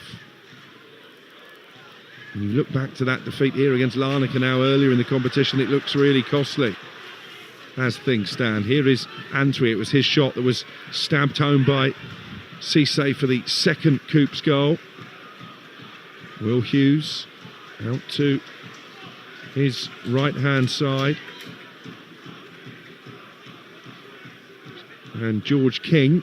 Now Rodney in midfield for Palace, but still a distinct lack of urgency from the home team. No real tempo to their play. It's been that way since the back end of the first half, when it all got rather flat. Here's Will Hughes trying to change that into SA.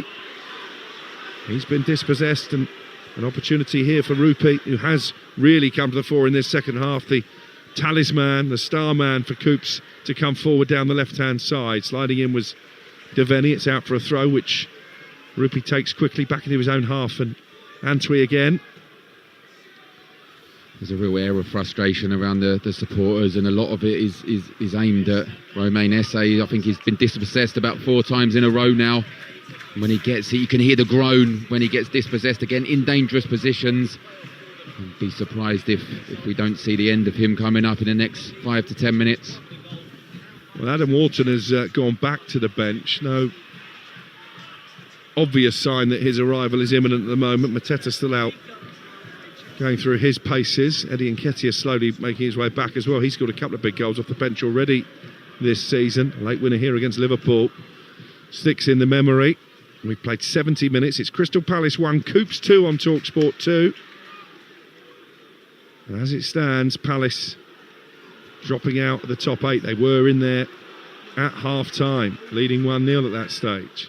Uche, the goal scorer, plays the ball back into midfield, and Hughes, and then it's given away cheaply by King. And here is Rupi coming forward down the left. He's played it through the legs of the teenager King, and he's still going here. Rupi can't quite pick out a teammate. It was well watched by Rodney.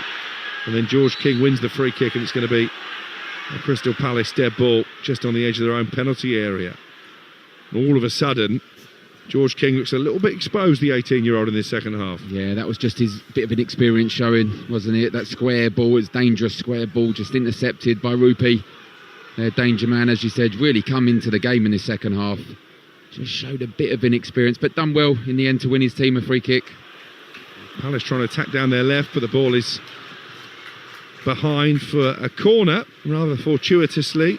Tyreek Mitchell hassling up against Torre, and well, the home supporters trying to lift their team, particularly those behind the goal to our right in the Holmesdale Road end.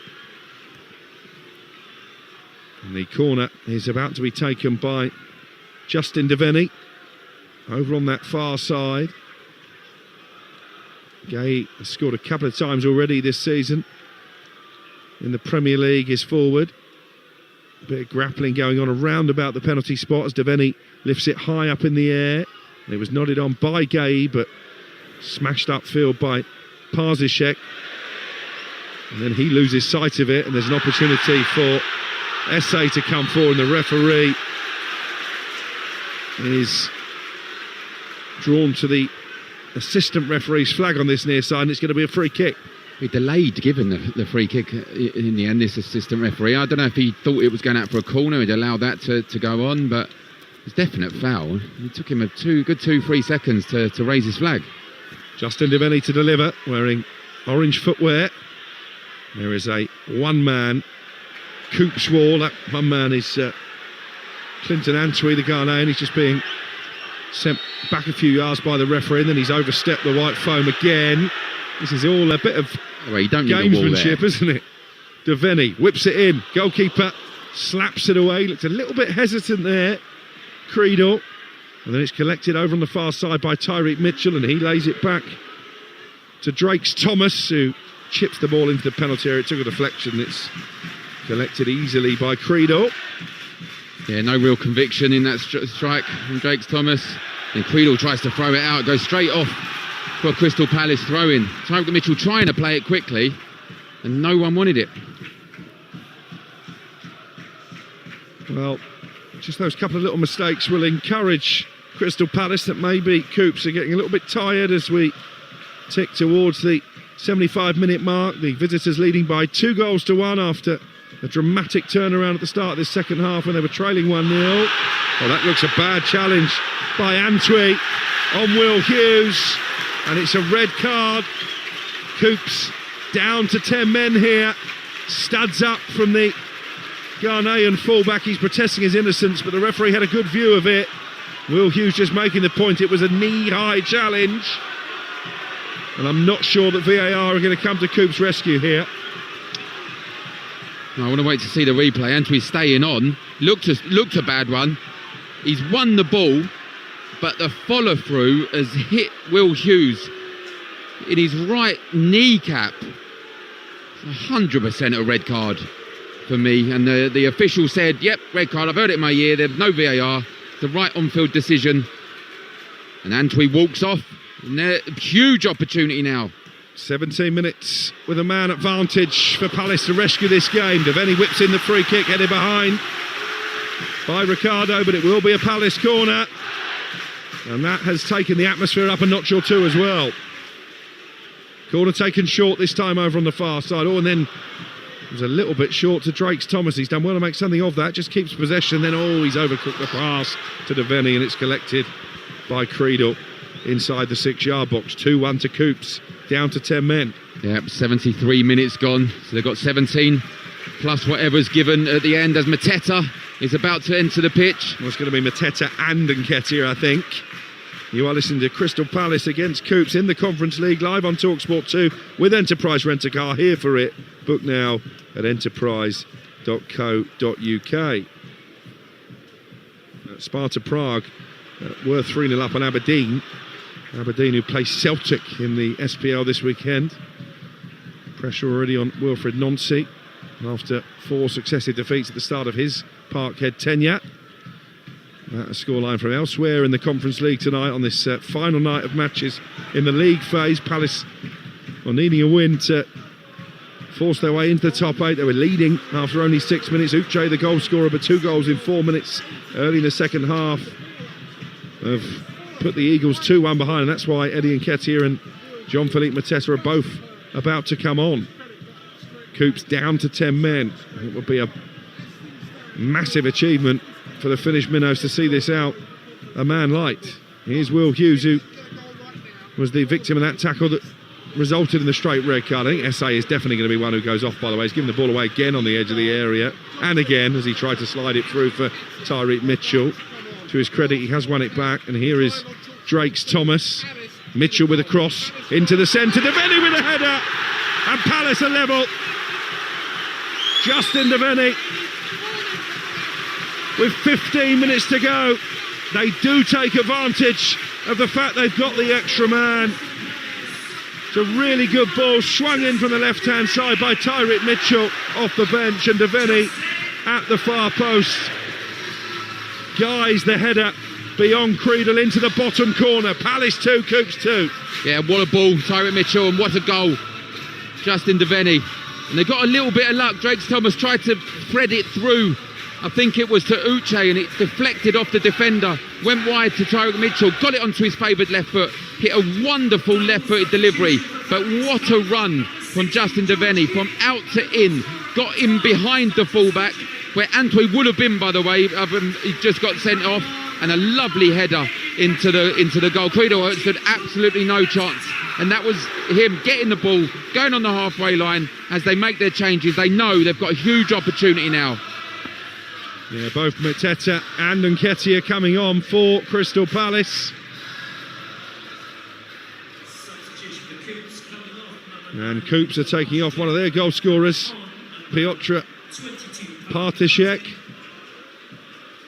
And Parkanate is coming on to provide fresh legs at the top end of the pitch. And surely now, with 11 against 10, Darren Ambrose, you would expect that Palace will go on and win the game and end up back in the top 8 again. I mean, you'd expect it. You expected it to start with 11 v 11. And now they've got their first team players on, as it were. And Justin Devaney just scored the goal. He's been played in 3 different positions today. Centre midfield, right wing back. Now he's playing right back to allow Eddie Nketiah and Mateta a free run. So George King was one of the players, I think, who's made way, was he? He was, and Uche. I'm surprised. And Uche off as well. I'm surprised Esse stayed on, in all honesty, but he was involved in that second goal. And he is huffing and puffing, he is trying. Just losing possession a little bit too much for me. Oh, what a night it's been on Talksport 2. Palace a goal up and cruising at half-time. 2-1 down. Only 8 minutes into the second half, but Justin Devaney, his first goal of the season. After Clinton Antwi, the fullback for the visitors, have been shown a straight red card, has got us back all square. It won't be enough to get Palace into the top 8. That's why the forward players have been summoned. How will he be feeling, by the way, Antwi, hearing that goal go in, knowing they've got at least 10 plus added time to get a winner, Crystal Palace? Well, they're 10th at the moment, level on points with AEK Athens and Lech Poznan above them, but goal difference playing its part. So they are going to have to go for the victory here.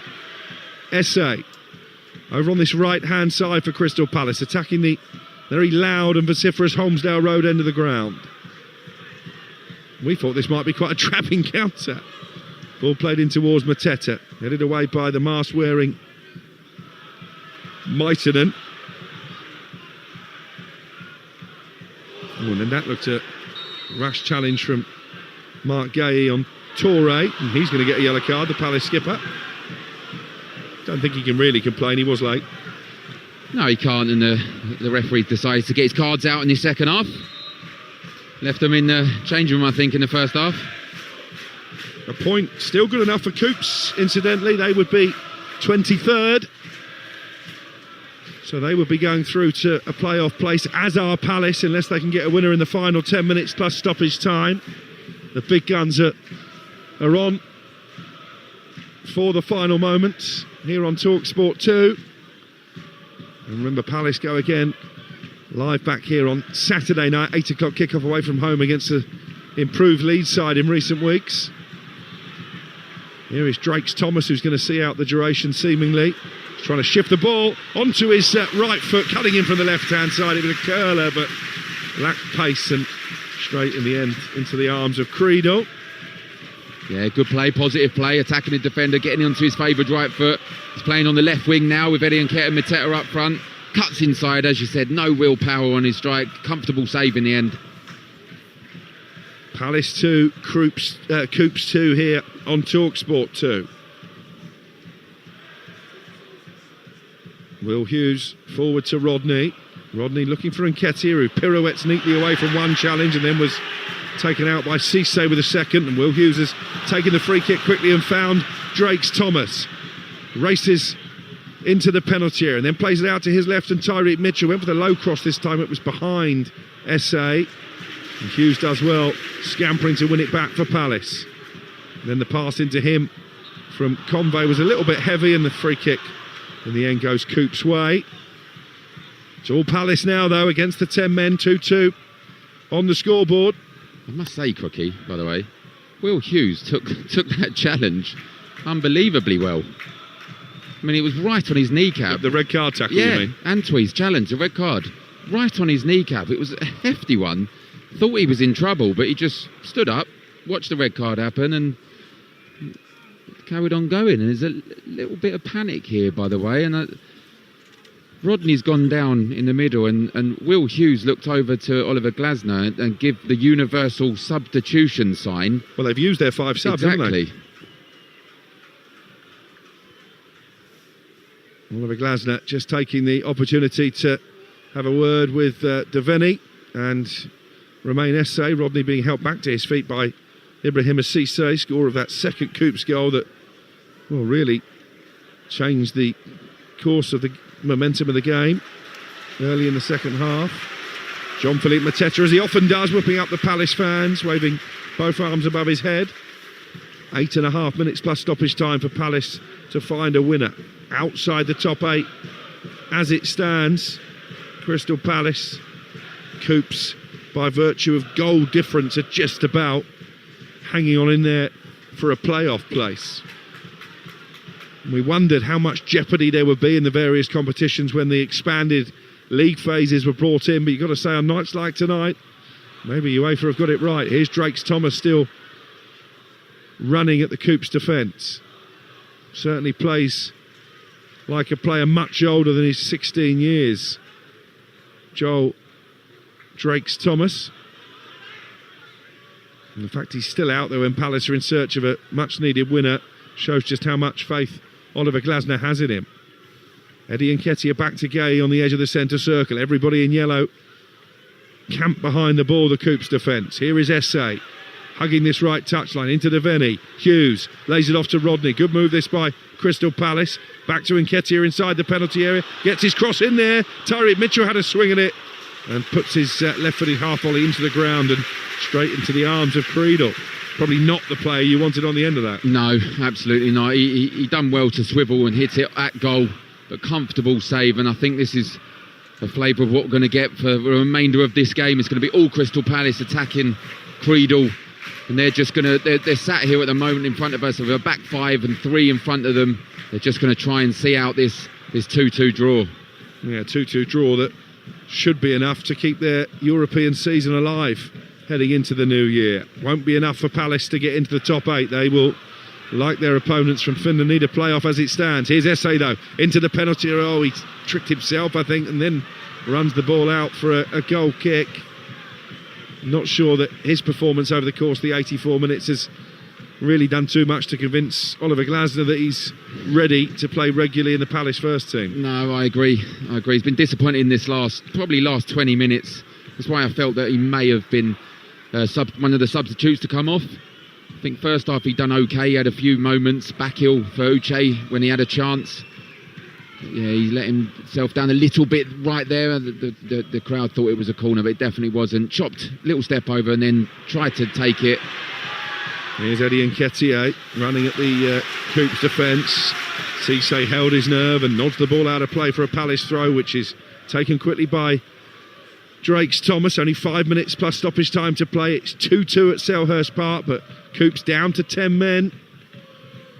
They were a goal down, then 2-1 up, the team from Finland, but the equaliser from Deveni heading home at the far post has got Palace back on terms. Here's Drakes Thomas. Good ball in towards Mateta, and it had to be defended, and it was by Cisse facing his own goal behind for a corner. That was a wicked delivery from the youngster. Yeah, it really was, and I like him actually out on the left wing. I think he's done well in the number 10 position, but on that left wing, cuts in on his right foot and delivers it dangerously. And here he comes again from the short corner towards the far post and nodded down inside the area by Essay, but the keeper Creedle there before Gay could get on the end of the knockdown. And the offside flag was up anyway. It's going to be a free kick for KuPS and a chance to just waste a few valuable seconds here. 2-2. Not enough for Crystal Palace. They need this winner to get themselves back in the top 8, which would have been the objective at the start of play. Despite the changes that Oliver Glasner made, 11 in total, 4 debutants, 4 teenagers starting this game as the ball is given away by Convo. Played out to Rupi on the edge of the penalty area, and they're still trying to probe their way through here. It's a slide rule pass that Gay's intercepted, and Will Hughes gets the shout from the Palace fans that he had Rupi up his backside and manages to play the ball forward into KuPS territory. Mateta onside as he picks up the pass. Right corner of the penalty area, low cross. Deflected off Toure behind for another Palace corner. Yeah, better from Essay there. Lovely take control from the pass from Deveni and put a lovely through ball to Jean-Philippe Mateta. Corner ball. Deveni to take from this near side, the right. 3.5 minutes plus stoppage time for Palace to find the winner. They need to make the most of these dead ball opportunities, you feel. Gay up there to attack it. Deveni whips it in a bit close to the goalkeeper, but he's punched it onto the roof of his own net under pressure. That's going to be another corner. He doesn't look comfortable, does he, the keeper, when these crosses are swung in at him? No, he doesn't. If I'm Deveni, I'm doing exactly the same corner there. If I'm the players in the box, you've got to get around him a little bit more. See if you can just nip in front of him and get the goal. Goal here for Palace takes them into the top 8. No need for a playoff round if they can find a winner. Deveni into the 6-yard box. It was a brilliant delivery, and nobody in a Palace shirt really reacted to it. And KuPS able to clear it away only momentarily. Ball played back in from the left-hand side by Mitchell. Gay has stayed forward. It's cleared again, and then chipped into Devaney with a header. Oh, it's the wrong choice. He was offside anyway, but he nodded the ball straight into the arms of the keeper when he should have really cushioned it down for Mateta on the edge of the 6-yard box. Yeah, he went too early. See it straight away. Just tried to... Bit over-exuberant from him. Good delivery. I think it was Tyrick Mitchell, was it? Just put it over the top. As you said, just nod it back across. It was offside anyway, but just chose that wrong option. Oliver Glasner just pointing to his wristwatch, just saying to the fourth official, are you adding on this time, as KuPS are taking an eternity over getting the game restarted. As you would expect, Mateta with a flick on after the goalkeeper's long goal kick. It's won back by Rupi inside his own half, and they've passed the ball really well at times in this second half, KuPS. Didn't really see it in the first 45 minutes, with Palace leading at the interval. Uche with a goal after only 6 minutes, but they conceded twice in 4 minutes early in the second half. Then the visitors reduced to 10 men for a rash challenge by Antwi on Will Hughes, one of the Palace subs. Soon after, Devaney heading in Tyrick Mitchell's corner to make it 2-2 against the 10 men. And that's where we stand with 90 seconds of normal time to play. I think there will be more added minutes, certainly in this second half, than we saw in the first. Probably, 5 minutes, Darren, do you think? Yeah, minimum, maybe 6 or 7. I see what you did there. One for the youngsters listening at home. Shambles, Daz. And maybe the youngsters that started for Palace tonight will relate to that as well. It's been a learning night. Here's Eddie Nketiah, edge of the penalty area. He blazes it over the crossbar. Let the ball run neatly across his body, and then got right underneath the shot. Yeah, it's just too much, Eddie Nketiah. He's better finisher than that. We've seen that. He's just tried to put his foot for it as hard as he could.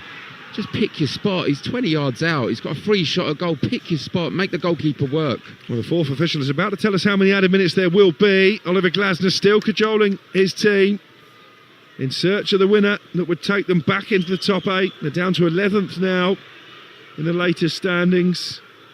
They will be in the playoffs along with their visitors from Finland. We haven't seen the board just yet. Devaney back by his own corner flag has played it into the box to Benitez, who hadn't touched the ball really before those 2 quick-fire goals that gave KuPS the 2-1 lead. 2-2 now. And we've got a matter of seconds at the end of the 90 minutes to play, plus the 5 added minutes that are about to be indicated to the Selhurst Park crowd. Good knowledge, Cookie. You said that straight away. I think Oliver Glasner would have hoped for a few more. Here's Will Hughes though, chance to cross, left-footed from the right-hand side, deep delivery towards Mateta, cleared as far as Rodney, helps it back out to his left-hand side, and Drake's Thomas. Another good ball in from him towards the far post. Devaney cushioned it goalwards, and the goalkeeper, well, he played patty cake with it, and in the end he managed to regain possession. Another fantastic ball from Drake's Thomas over the left-hand side, and again it's that man Devaney arriving at the right time. This time held his run. This time hit it on a left-foot volley, just too close to Creedle. As you said, couldn't quite get it, and Nketiah tried to volley it. He just brought it back into his body at the right time. Tell you what though, it's been a far more entertaining second half. Oliver Glasner might disagree, but fair play to KuPS. They weren't in it in the first half, but they certainly have made their presence felt since the interval. They would be deserving of their place in the playoffs if they can see this out with 10 men for the final 4 minutes of stoppage time. It's all Crystal Palace in terms of possession. Gay on the edge of the centre circle. He's got to get the ball forward here. Will Hughes just plays it along the halfway line to Convo. Here's Drake's Thomas now. Still a willing runner, twisting one way and the other, and then slipping as he went to get the cross in. He wants a free kick. I think it was just gravity that took him down there rather than a foul. Ball whipped in towards Eddie Nketiah, and it's headed back down towards his own goal by Mietonen, and it's going to be KuPS in possession with only 3 added minutes remaining. As Drake's Thomas has gone down once again. He tried to get up and run that challenge up. I don't think it was a foul. It's a lovely he just shot. slipped in the under. He almost tricked himself. Maybe a little lean. Yeah, maybe a little nudge, but it might just be cramp that he's suffering from at the moment. Well, this doesn't help Crystal Palace in terms of building momentum, does it, as they go in search of the winner? Just being helped back to his feet now, the 16-year-old by Eddie Nketiah. Certainly he will have taken plenty from the experience. Joel Drakes-Thomas, a name that we will be keeping a very close eye on in the future.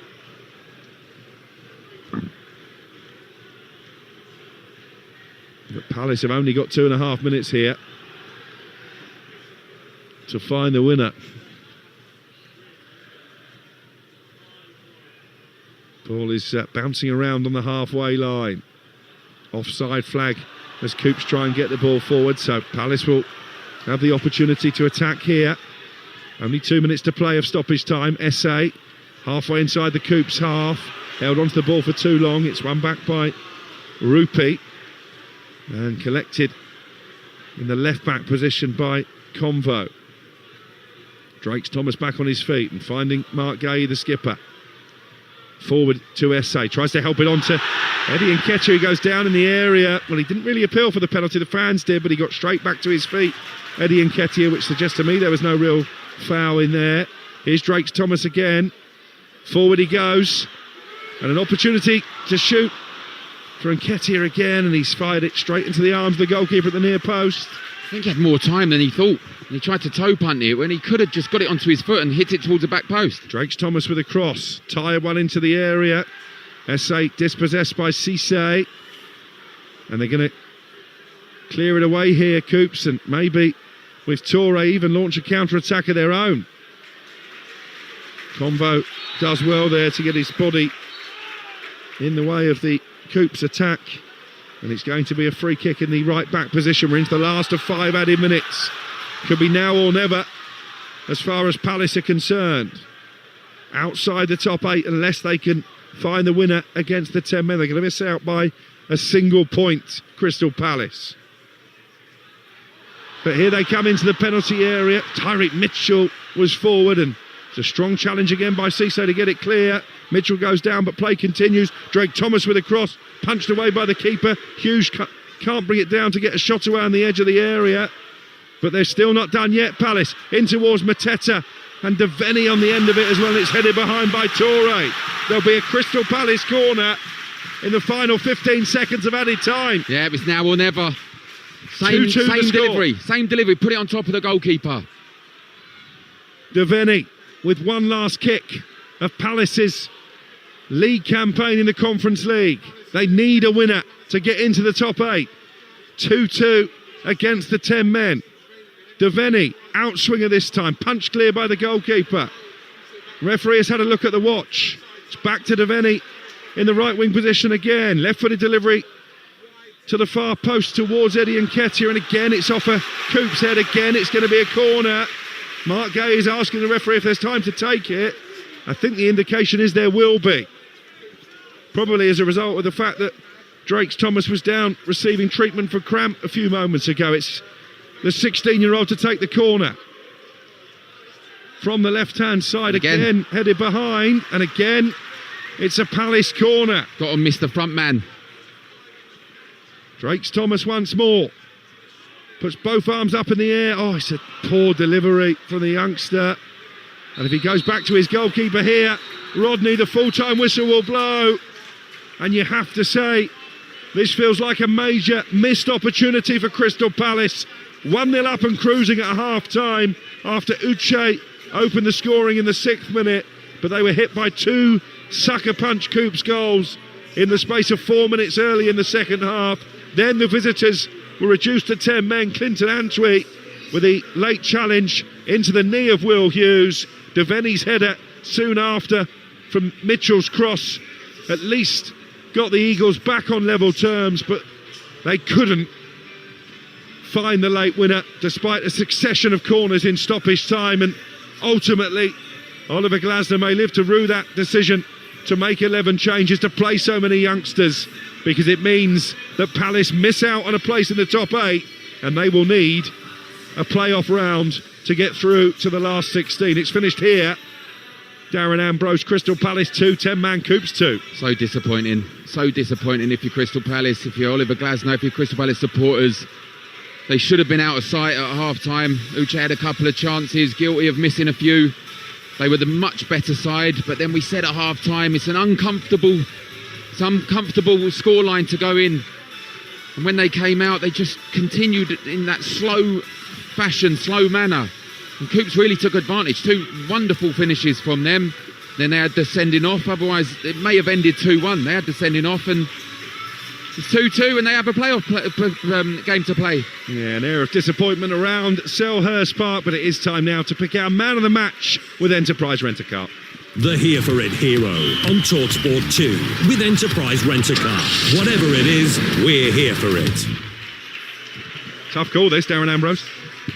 Yeah, it is a tough call. I thought Caden Rodney was fantastic in the midfield. I think he really went about his business well.